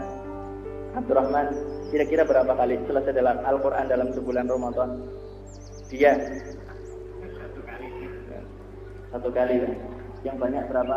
Hendra, kira-kira berapa? Anak kecil selesai Quran 2 kali. Subhanallah, antum semuanya meleset.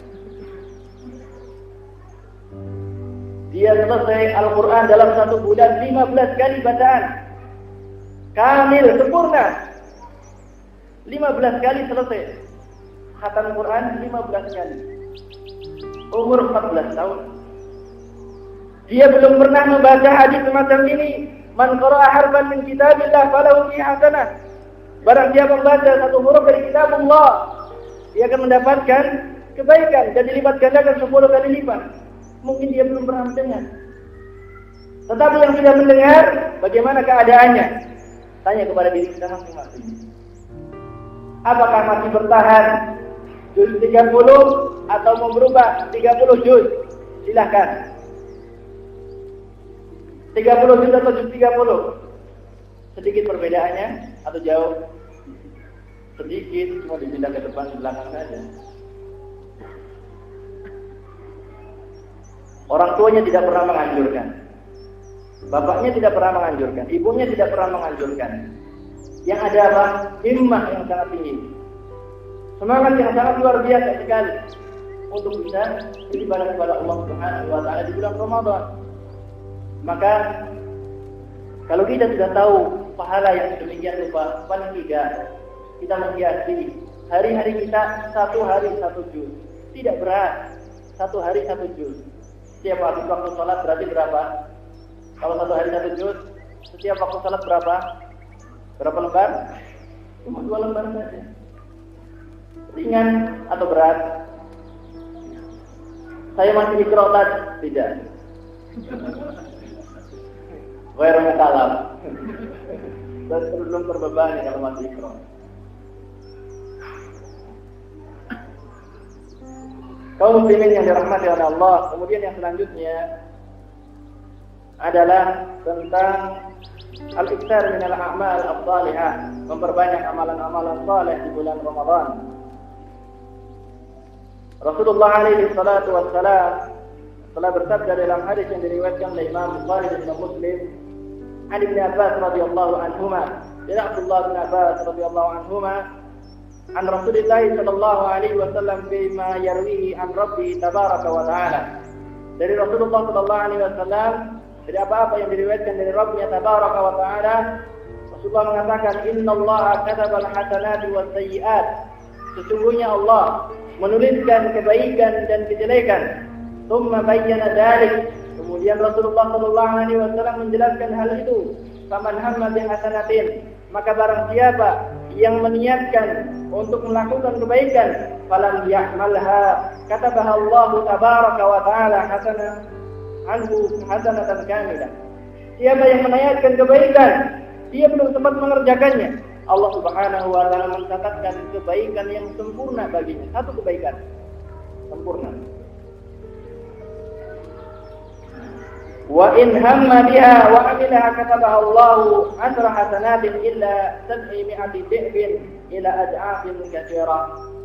Jika seandainya dia meniatkan kebaikan, kemudian dia mengerjakannya, maka Allah Subhanahu wa ta'ala akan melipat gandakan sampai 700 kali lipat kebaikan, sampai kebaikan yang sangat banyak, lipatan yang sangat banyak.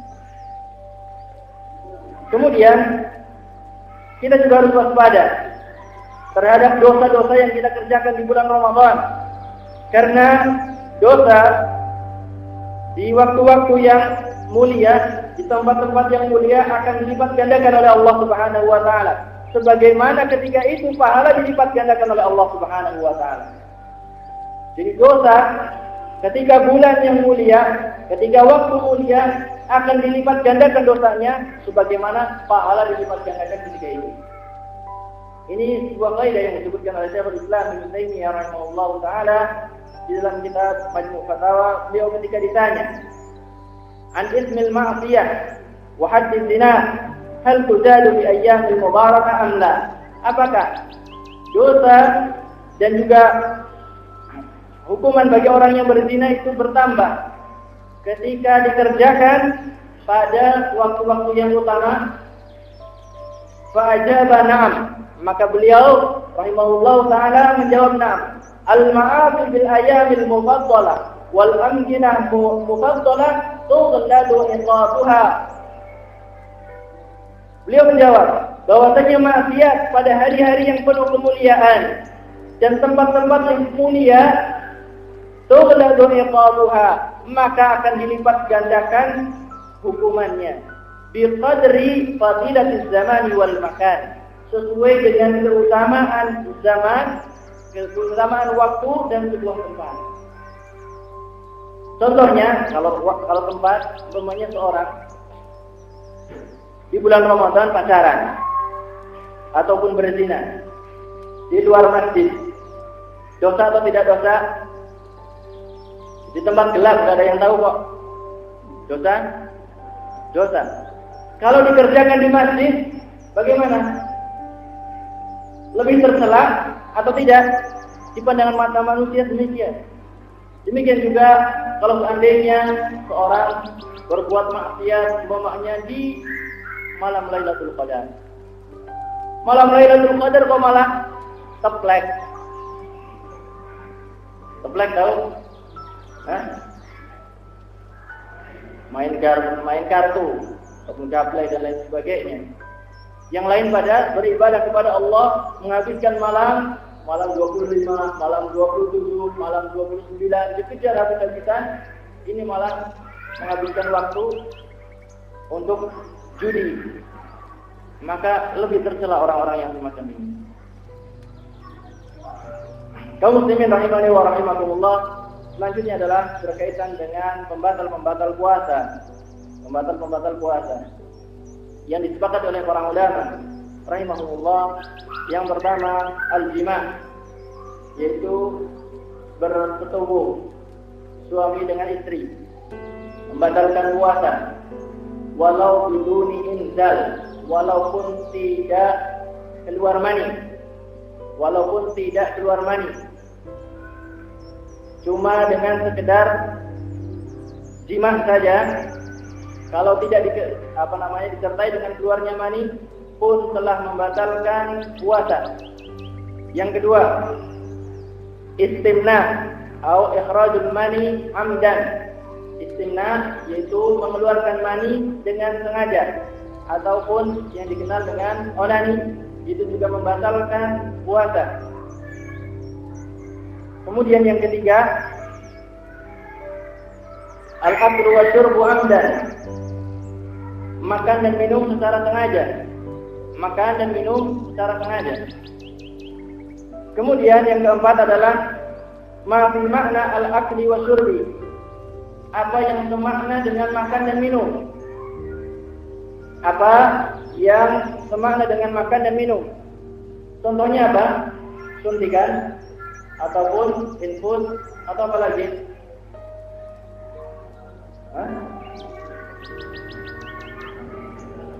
Perang di daerah itu sudah sakit kan? Yang kelima, al-qai'u amdan. Yang kelima adalah muntah secara sengaja, muntah yang dibuat-buat, baik dengan mencium bau yang tidak enak agar batal puasanya, ataupun dia dengan memasukkan tangan ke dalam mulutnya. Yang keenam, khuruju damil haid wan nifas. Ini khusus bagi perempuan, keluarnya darah haid dan nifas.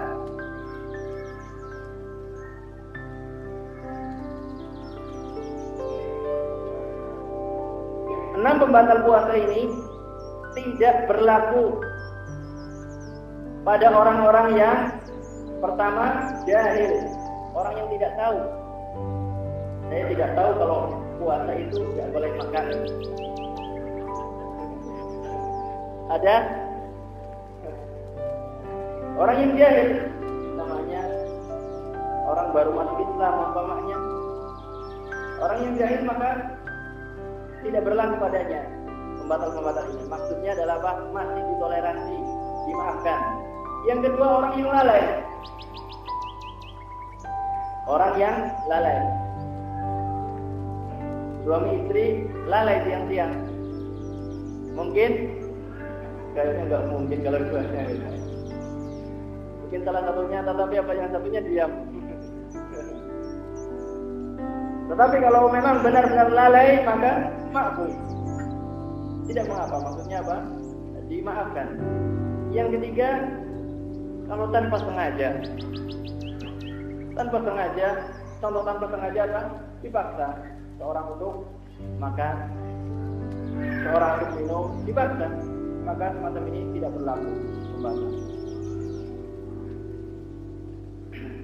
Masalah yang berkaitan dengan berbuka adalah orang yang berbuka tanpa uzur di bulan Ramadan. Orang yang berbuka tanpa uzur di bulan Ramadan ini adalah termasuk kabirah, termasuk dosa besar. Berkata Imam Az-Zahabi di dalam kitabnya Al-Kabair, beliau mengatakan al-kabirah as-sadisah, dosa besar yang keenam, kata Imam Az-Zahabi.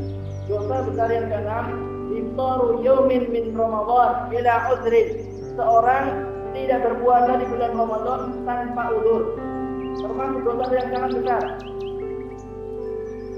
Qala Rasulullah alaihi salatu wassalam, Rasulullah sallallahu alaihi wasallam bersabda, "Baina ana naim."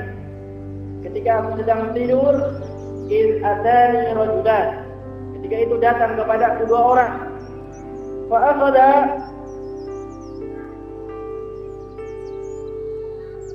فأخذ بدمعه فأتى بجبلا وعرا. Kemudian ketika dua orang itu membawa Rasulullah SAW kepada gunung yang sangat terjal, tempat yang sangat terjal. Faqala ibn, kemudian Rasulullah dikatakan kepadanya, naiklah Ishaq, naiklah. pada gunung tersebut. Faqultu inni la atiquhu. Rasulullah mengatakan aku tidak mampu naik ke tempat yang terjal ini. Faqala ana sanusahilu laka. Inna sanusahilu laka. Kemudian dua orang ini mengatakan kepada Rasulullah, kami akan memudahkan bagi kalian, bagi kamu.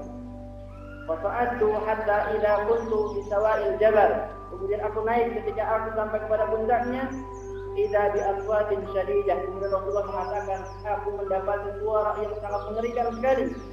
Qultu ma hadhihi al-aswat. Rasulullah sallallahu alaihi wasallam bertanya, apakah suara ini atau suara apakah ini? Qalu hadza aywa'u ahli an-nar. Ini adalah teriakan penduduk neraka. Thumma talaqa bi fa idza ana biqaumin muhallaqina bi araqibihim. Kemudian Rasulullah mengatakan ataupun dikatakan oleh dua orang ini adalah teriakan penduduk neraka. Kemudian dua orang ini mengajak Rasulullah sallallahu alaihi wasallam. Kemudian Rasulullah mendapati orang-orang yang tergantung di araqibihim, yang tergantung kakinya di atas. Musyaqaqatun asdaquhum tasilu asdaquhum daman, yang rahang mereka itu mengeluarkan darah, mulut-mulut mereka itu mengeluarkan darah. Qala qultu man haula'i. Kemudian Rasulullah sallallahu alaihi wasallam berkata, siapakah mereka itu? Orang yang tergantung kemudian mengalir darah dari mulutnya. Qala haula'i alladziina yufṭiruna qabla tahillati shaumihim. Mereka itu adalah orang-orang yang berbuka puasa sebelum dibolehkan untuk berbuka. Jadi mereka itu adalah orang-orang yang tidak mempunyai uzur kemudian tidak berpuasa di bulan Ramadan. Hadis yang diriwayatkan oleh Imam Ibnu Khuzaimah dan juga Imam Hakim. Imam Az-Zahabi mengatakan hadis ini ala syarti Muslim.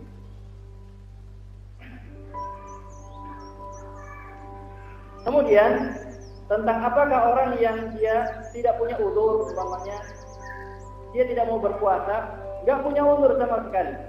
Apakah disyariatkan untuk mengqadha atau tidak? Apakah disyariatkan untuk mengqadha atau tidak?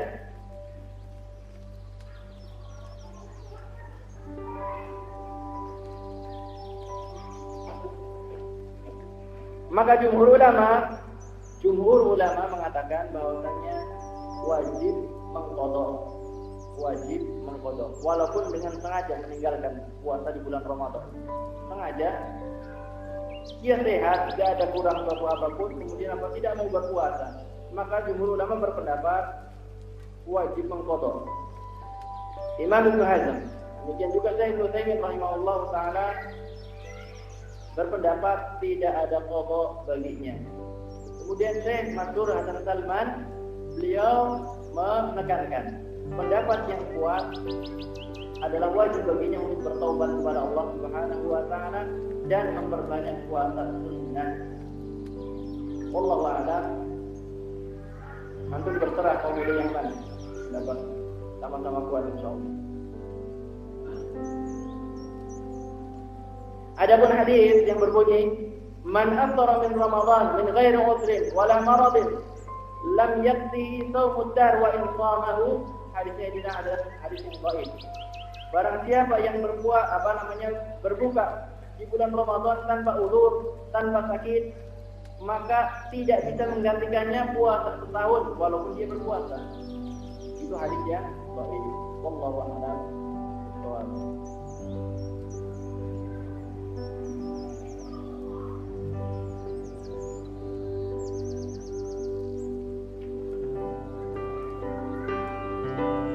Pembahasan yang selanjutnya adalah ashabul a'dzar, orang-orang yang diberikan uzur untuk berbuka di siang hari di bulan Ramadan.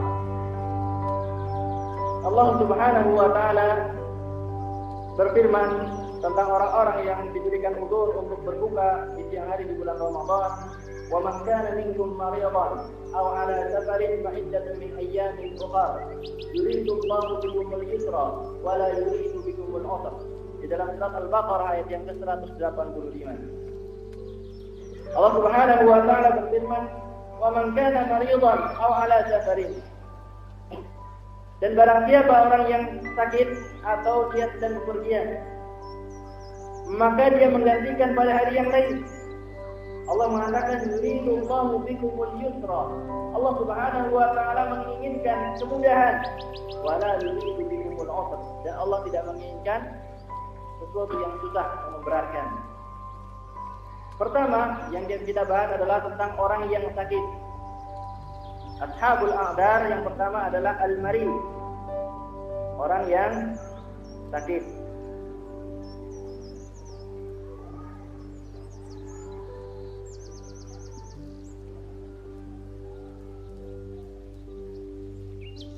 Orang yang sakit terbagi kepada dua. Yang pertama, sakit yang menaun yang dikatakan tidak bisa sembuh. Sakit menaun, sakit yang berat yang tidak bisa sembuh lagi. Maka kewajibannya adalah dia memberikan makan satu orang fakir miskin untuk setiap hari yang dia tinggalkan.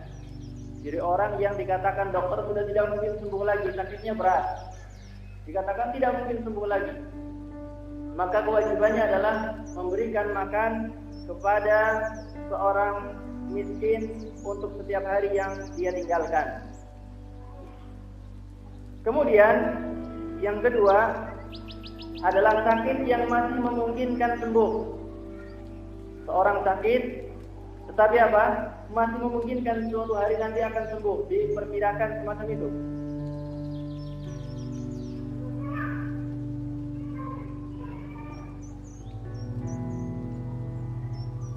Maka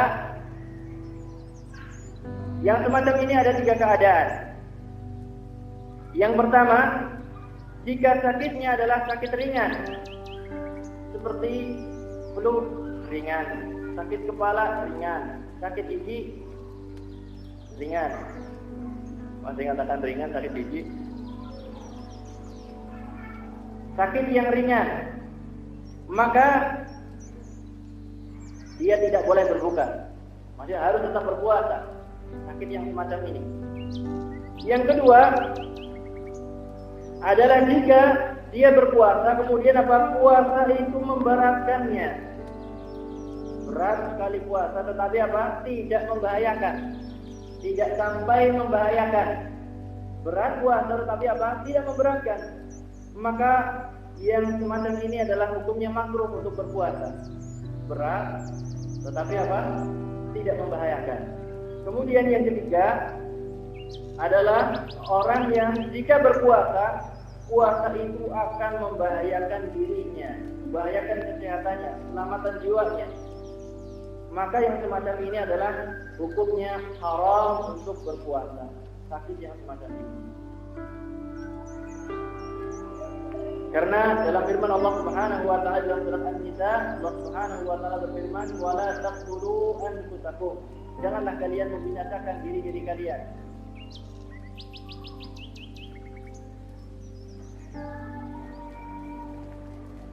Kemudian ashabul a'dzar yang kedua adalah al-musafir, orang yang safar, orang yang bepergian. Musafir ini ada tiga keadaan. Keadaan yang pertama, jika puasa memberatkannya dan menghalanginya daripada kebaikan. Puasa ini memberatkan orang tersebut dan menghalangi daripada kebaikan. Maka baginya berbuka adalah lebih afdal, tidak berpuasa adalah lebih afdal baginya. Rasulullah alaihi salatu wasallam bersabda dalam hadis yang diriwayatkan oleh Imam Bukhari dan Imam Muslim, "Laisa minal birri as-shaumu fis safar." Tidak termasuk kebaikan berpuasa dalam keadaan safar. Maksudnya adalah apa? Ketika puasa tersebut menghalangi dari kebaikan dan ketika puasa tersebut memberatkannya. Rasulullah alaihi salatu wasallam menyebutkan dalam sebuah hadis, "Innakum musbihul adu ghadan wal fitru aqwa lakum." Rasulullah sallallahu alaihi wasallam menyebutkan, sesungguhnya kalian akan menghadapi musuh besok maka berbuka itu lebih kuat bagi kalian, akan lebih menguatkan kalian. Hadisnya diriwayatkan oleh Imam Muslim dari sahabat Abu Sa'id Al-Khudri.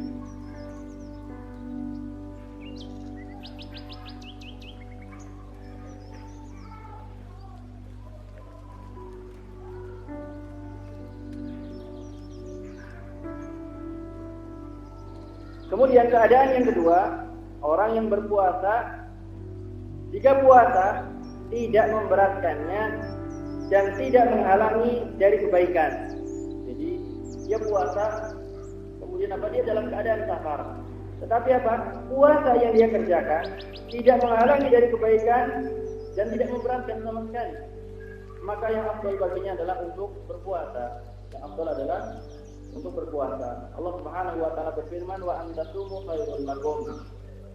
Dalam hadis yang lain, dalam hadis Rasulullah sallallahu alaihi wasallam menyebutkan, in syi'ta fasum wa in syi'ta fa'afdir. Jika kamu mau puasalah, jika kamu kehendak maka tidak mengapa berbuka. Hadisnya adalah muttafaq. Kemudian keadaan yang ketiga adalah ketika puasa sangat memberatkan, bahkan ditakutkan membinasakan dirinya. Dia sedang sakit, ketika berpuasa dikhawatirkan puasanya tersebut akan membawa kepada kebinasaan. Sebagaimana ceritanya ketika itu Rasulullah sallallahu alaihi wasallam pada hari Fathu Mekah. Rasulullah sallallahu alaihi wasallam bersama para sahabatnya kemudian mendapati kesusahan yang sudah sangat payah sekali. Rasulullah sallallahu alaihi wasallam memanggil seorang untuk mengambilkan tempat air. Kemudian Rasulullah sallallahu alaihi wasallam menangkap, meminumnya. Kemudian supaya dilihat oleh orang yang lain. Kemudian dikatakan kepada Rasulullah sallallahu alaihi wasallam, inna ba'dhan nasi qad qama, sesungguhnya sebagian manusia masih berpuasa. Padahal Rasulullah sudah mencontohkan dia meminum. Kemudian dikatakan sebagian manusia masih berpuasa. Kemudian Rasulullah sallallahu alaihi wasallam mengatakan, ulaika usat, ulaika usat. Mereka itulah ahli maksiat. Mereka itulah ahli maksiat. Yang memberat-beratkan diri mereka sendiri. Jadi memberat-beratkan diri mereka sendiri. Ini adalah kondisi yang ketiga. Itu ketika puasa ditakutkan membinasakan dirinya, maka wajib untuk berbuka. Dalilnya adalah kita Fathu Makkah.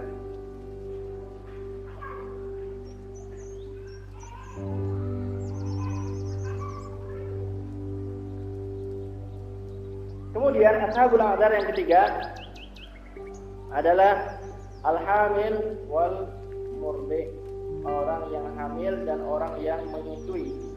Orang yang hamil dan orang yang menyusui. Yang pertama, jika puasa membahayakan diri yang hamil atau yang menyusui. Puasa kemudian membahayakan kepada orang yang hamil ataupun orang yang menyusui, maka dia boleh berbuka dan wajib mengqadha di hari yang lain. Allah Subhanahu wa taala berfirman, "Faman kana minkum maridan aw 'ala safarin fa 'iddatun min ayyamin ukhra." Maka barang siapa yang dalam keadaan sakit atau dalam keadaan safar, maka dia mengganti di hari yang lain. Berkata Imam Ibnu Qudamah rahimahullahu taala, "La na'lamu al-khilafa baina ahli al-'ilmi fi hadhihi al-mas'alah." Kami tidak mengetahui perbedaan ahli ilmu dalam masalah ini. Jadi orang yang sedang menyusui ataupun mengandung, kemudian dia kesehatannya, jika dia melaksanakan puasa akan memberikan bahaya kepada dirinya, maka diperbolehkan untuk berbuka. Yang kedua, jika puasa membahayakan diri dan yang dikandung ataupun yang disusui. Orang sedang hamil atau orang sedang menyusui, kemudian kalau dia berpuasa membahayakan kepada dirinya dan juga anaknya, maka boleh berbuka dan wajib mengqadha. Ini merupakan pendapat Imam An-Nawawi rahimahullahu taala.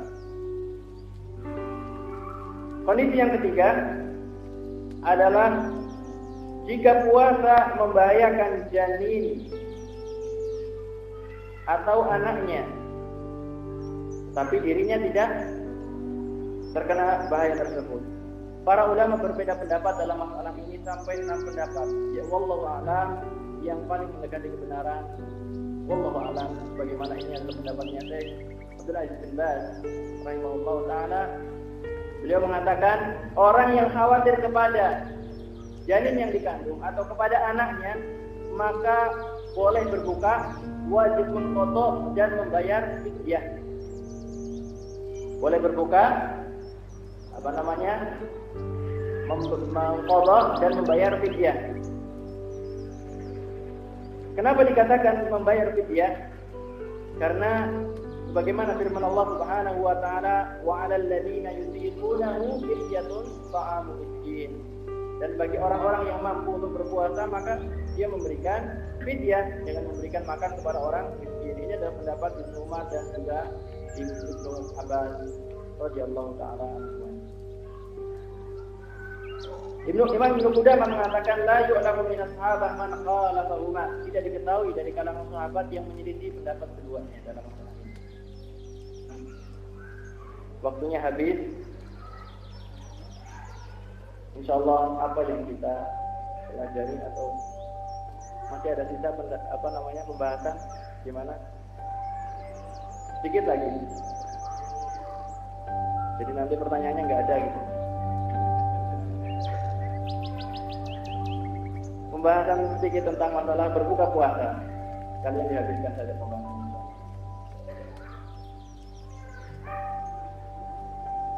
Berbuka puasa yang sunnah adalah diawalkan.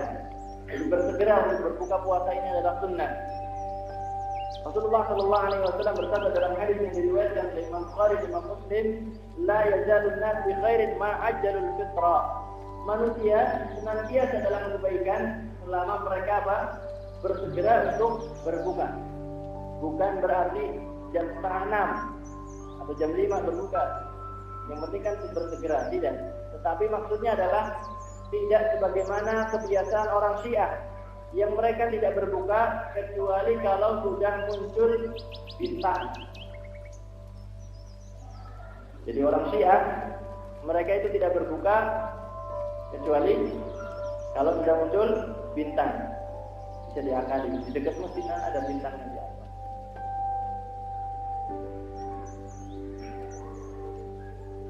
Kemudian dengan apa kita berbuka? Yang disunahkan oleh Rasulullah sallallahu alaihi wasallam dalam sebuah hadis disebutkan, karena Rasulullah sallallahu alaihi wasallam yuftiru ala rutubat.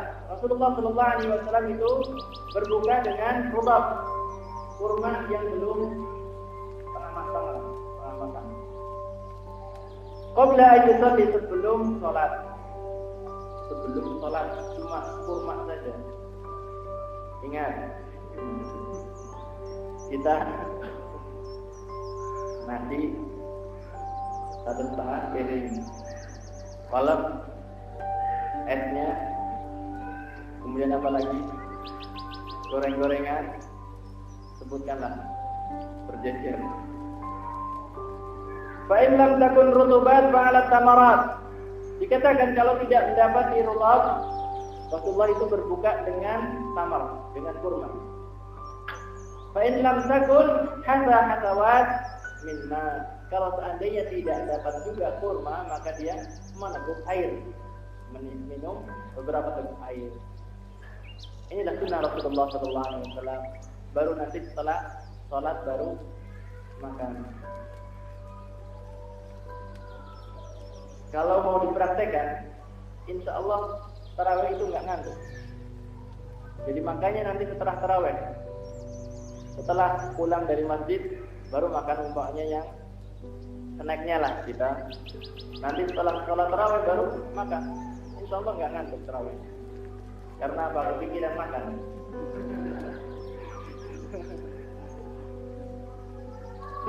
Alasannya nggak khusyuk.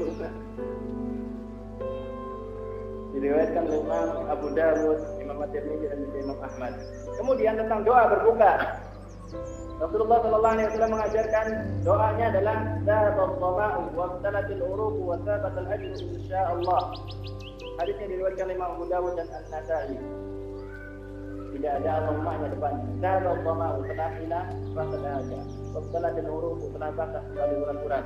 Wa thabatal ajru dan telah tetap pahala insyaallah bismillah. Kemudian tentang pahala orang yang memberikan sajian berbuka. Orang yang memberikan sajian berbuka pahalanya sangat besar sekali. Rasulullah sallallahu alaihi wasallam bersabda, "Man fattara sha'iman," barang siapa yang memberikan makan kepada orang yang berbuka puasa, kana lahu mithlu ajrihi ghairu ayyam tuta min ajri sha'im shay'a. Dia akan mendapatkan pahala sebagaimana pahala orang yang berpuasa tanpa dikurangi sedikit pun. Hadis diriwayatkan oleh Imam At-Tirmidzi, Imam Ibnu Majah. Kemudian tentang salat tarawih. Salat tarawih pembahasannya harusnya satu taklim sendiri. Sedikit tentang salat tarawih. Rasulullah SAW bersabda dalam hadis yang diriwayatkan oleh Imam Bukhari dan Muslim, "Man qama Ramadanan imanan wa ihtisaban, ghufira lahu ma taqaddama min dhanbi." Barang siapa yang dia melaksanakan salat tarawih bulan Ramadan didasari dengan iman wal ihtisab. Iman dan ihtisab. Iman adalah iman kepada kewajiban untuk melaksanakan hal itu ataupun sunnah disyariatkannya hal itu, dan juga ihtisab, mengharapkan pahala dari Allah Subhanahu wa taala. Ghufira lahu ma taqaddama min dhanbi, maka akan diampunkan dosa-dosanya yang telah lalu. Kemudian perlu diperhatikan juga tentang masalah tarawih ini, jangan kita umpamanya di dalam sebuah daerah salat imamnya salat 23 rakaat atau berapa biasanya di kampung? 23 rakaat. Maka tidak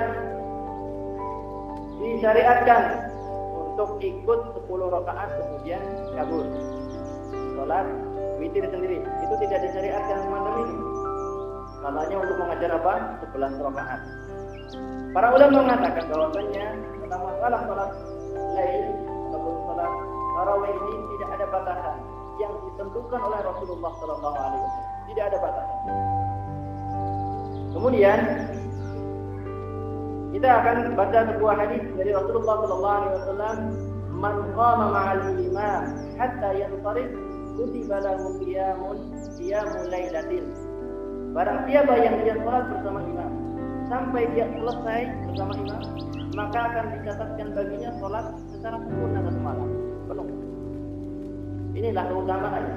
Maka kalau kita mendapati imam yang salat lebih daripada 11 rakaat, ikuti. Tidak mengapa.